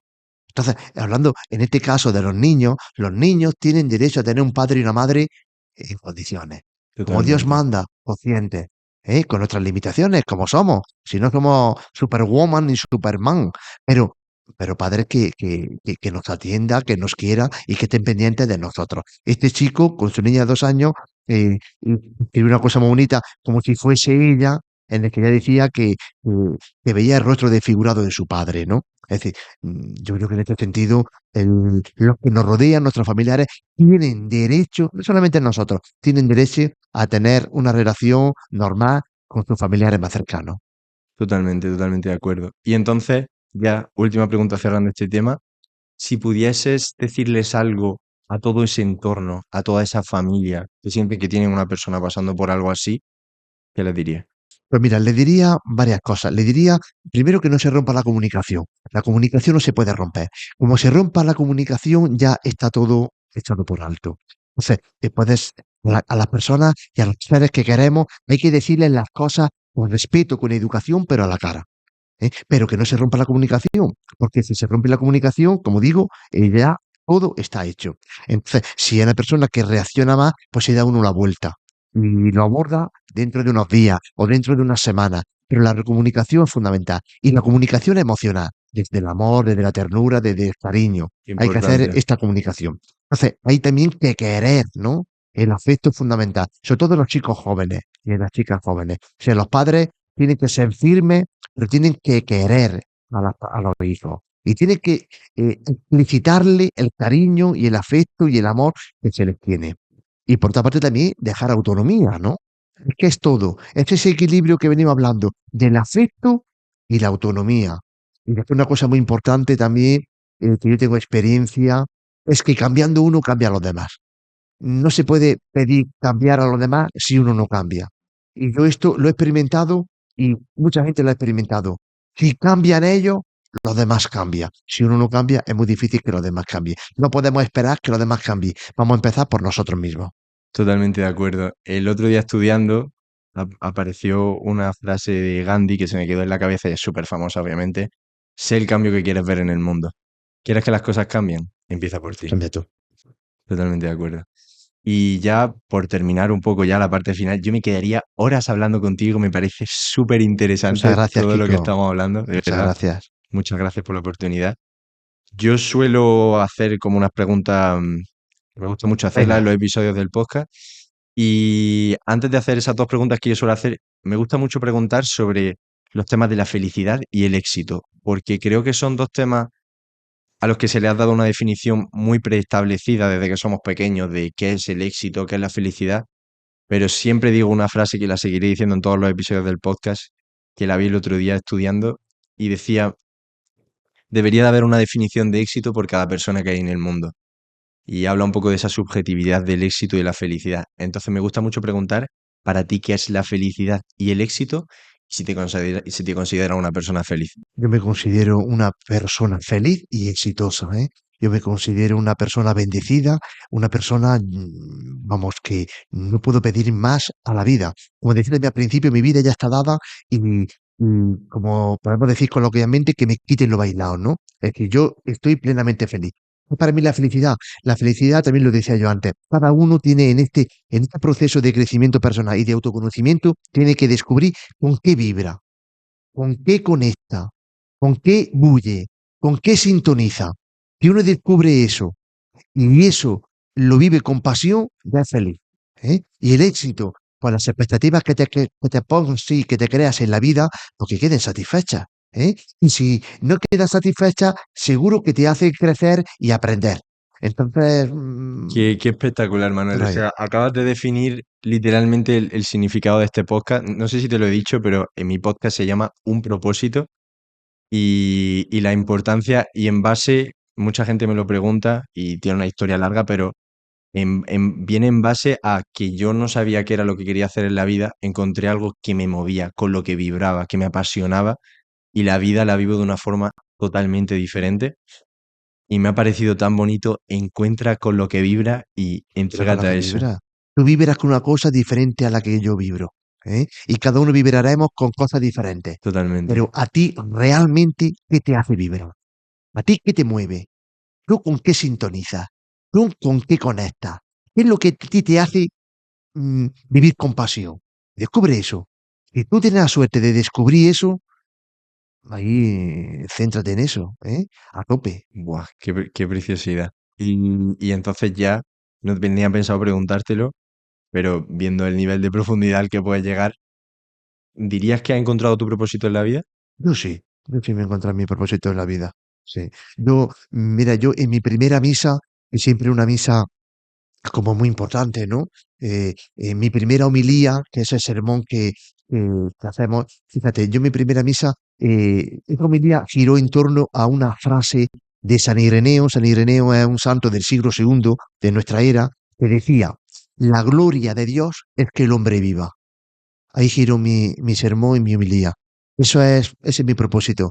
Para mí, dar gloria a Dios es que el hombre y la mujer, el ser humano, viva en todos los sentidos. Y yo me esfuerzo por eso, porque tenga mayores oportunidades, mayores posibilidades, para que tenga mayor calidad de vida, en el sentido físico, en el afectivo, en el emocional, en el psicológico, en el espiritual, en todo. A mí me mueve la persona. Me parece preciosa esa forma de verlo y creo que si mucha gente, sobre todo metida en el mundo de la religión, lo viese así, creo que la religión tomaría un papel totalmente diferente. Que bueno, es un tema que no hemos tratado, si quieres lo podemos comentar rápido. El tema de por qué la religión a día de hoy está perdiendo muchísimo más, tiene mucho menos seguidores y tiene mucha menos repercusión.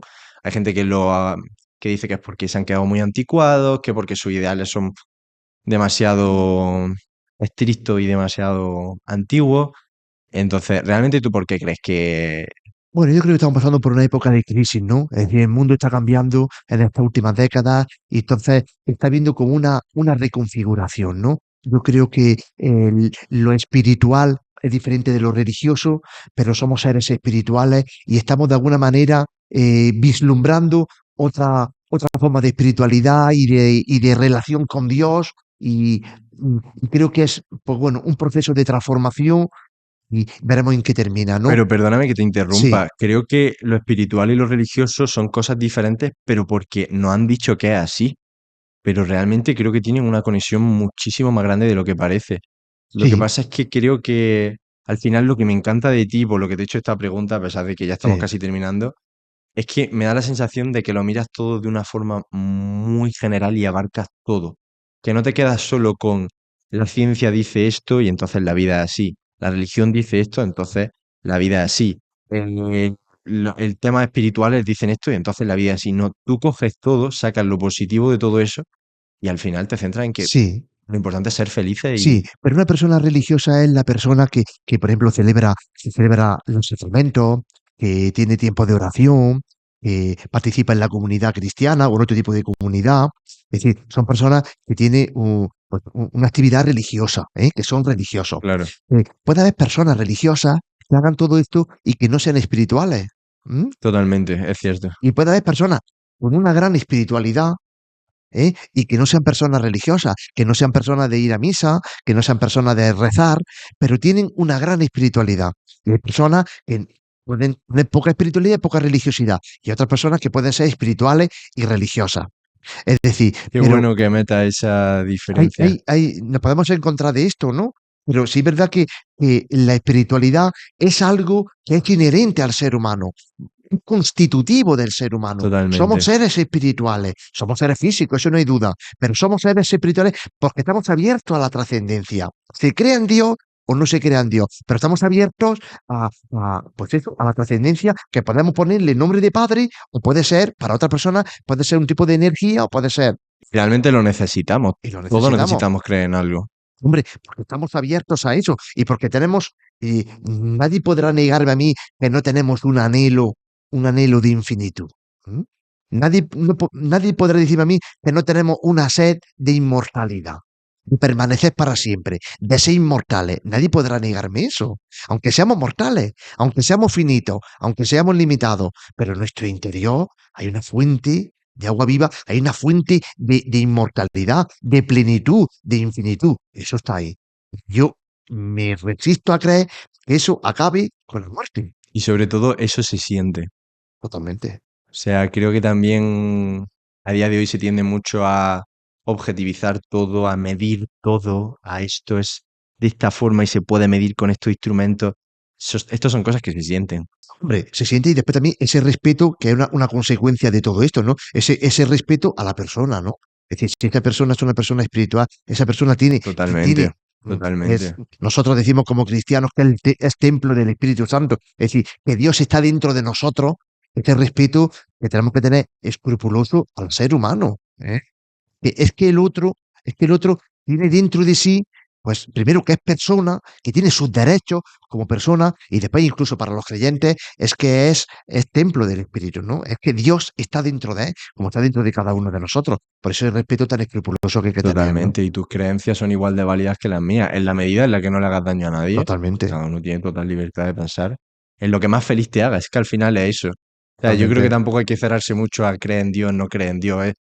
Que a ti qué es lo que más felicidad te produce en tu vida y qué es lo que hace que ayude más a tu entorno o hagas más feliz a tu entorno, que da igual el nombre que tenga y de la forma que sea. totalmente. Ahora, la experiencia que yo tengo como creyente y como sacerdote es que cuando tú tienes a Dios contigo, esto es imparable.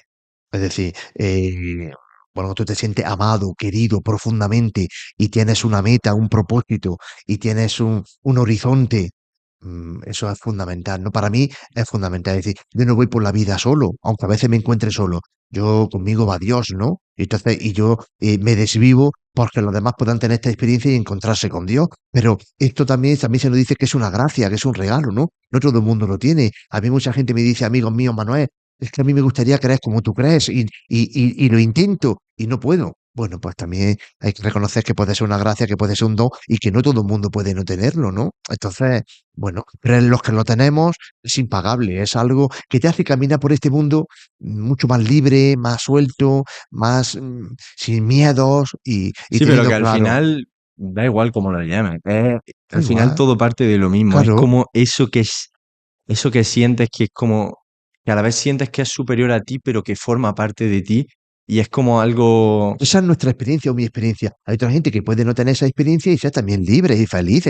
Bendito sea Dios, ¿no? Si no ha hecho, yo creo que no ha hecho a cada uno de nosotros y cada uno tiene su estructura de coherencia, su personalidad, ¿no? Porque tiene pues eso, su juicio, su narrativa, sus interpretaciones, sus emociones, su estado de ánimo, su corporalidad, su biología. Todo esto nos conforma y nos hace ser los que somos, únicos e irrepetibles. Qué bonito, es que ya te lo vuelvo a decir, te lo seguiré diciendo, me parece muy bonito que te abras a todo lo que sea posible para todo el mundo, que no tengas esta forma de ver las cosas que muchos curas y mucha gente metida en religión y muchos científicos metidos en la ciencia tienen de esto es todo lo que hay y quien no se ciña a esto no tiene posibilidad de vivir la vida de otra forma, como tener esa mente abierta de hay muchas posibilidades en el mundo. Hay que ser amplio. Totalmente. Y ya, las dos últimas preguntas, que esto se va a alargar mucho. A mí me encanta, yo estaré aquí 5 horas, pero las dos últimas preguntas son, la primera, solo decir si pudieras darle un consejo, pero sé Sí. que no te gustan los consejos. Si pudieses decirle algo a tu yo de 20 años, ¿qué le dirías? Pues que se quiera, que se perdone, que acepte y que tenemos por delante una vida que va a ser halagüeña. Qué bueno, qué bueno. Y la última pregunta, si pudieses darle un mensaje a millones de personas y tienes la certeza absoluta de que millones de personas te van a prestar atención en eso que vas a decir, ¿qué les diría? Pues mira, yo le diría que inviertan en crecimiento personal, ¿eh? Le diría eso, ¿eh? Qué valioso. La vida pasa rápido, invirtamos energía, dinero, tiempo, todo lo que tengamos en conocernos un poquito más. Esto que cree la gente que se puede conocer, esto no es así. Lo digo por propia experiencia, porque yo lo hago, ¿eh? Invierto. Eh, mm, que me pregunten, que te pregunten, que busquen. Hay muchos sitios donde te pueden ofrecer autoconocimiento. Conocerse, eso tiene un valor que es inestimable. Y desde ahí, pues ya construir tu propio sueño y a donde quieras ir. Qué bueno, me encanta, me encanta. De verdad, Manuel, ha sido un auténtico placer. Las Muchas gracias. expectativas que yo tenía sobre este episodio eran de por sí ya muy buenas, por lo poco que sabía de ti, pero con lo que me voy es algo extremadamente grande y con muchísimo valor. De verdad, ha sido uno de mis episodios favoritos. Así que muchísimas gracias por la oportunidad. Muchas gracias, Kiko, ¿eh? También David, bueno, ha insistido mucho, ¿no? Porque, bueno, pues tengo muchas ocupaciones, tengo mucho trabajo, pongo el tiempo hay que priorizarlo y lo dedico Lo a, sé a perfectamente. También tenemos que darle gracias a David que estará escuchando esto, que es un máquina. totalmente. ¿Eh? David ha sido el que me ha insistido. No te conocía, pero me ha dicho, mira, hay un chico, Manuel, que quiere, bueno, Y pues precisamente por eso te lo agradezco tanto, porque sé lo importante que es para ti aprovechar el tiempo y lo limitado que lo tienes por tantísimas cosas que tienes que hacer. Y darme esta oportunidad a mí que no me conocías de nada y lo único que sabía es lo que te ha hablado David lo de que ha hablado David, ¿eh? Pero bueno, yo David es mi responsable de comunicación de Proyecto Hombre, tenemos muy buena relación, confío mucho en él, tiene muy buen ojo clínico, mucho criterio y me ha insistido varias veces, este chico que te quiere conocer, que quiere entrevistarte, que me parece que es bueno y que vamos a hacerlo. Y entonces, pues fenomenal. Yo encantado también, me voy muy contento, muy feliz qué bueno, por la entrevista, por este rato que hemos compartido, por cómo me has tratado y por lo que yo he podido también expresar y comunicar a los demás, que para mí ha sido una posibilidad que me ofrece para llegar a todas esas personas que seguramente llegará. Y aquí estoy, cualquier cosa que pueda hacer a ti y a cualquiera, pues Manuel Mingonace Carmona en Proyecto Hombre, que busque por redes y si dejaré quiere. todos los links en la descripción del vídeo, por Muy bien, supuesto. muy bien. Y muchísimas gracias, Manuel. Gracias, Kiko. ¿Eh? Qué bueno. Gracias.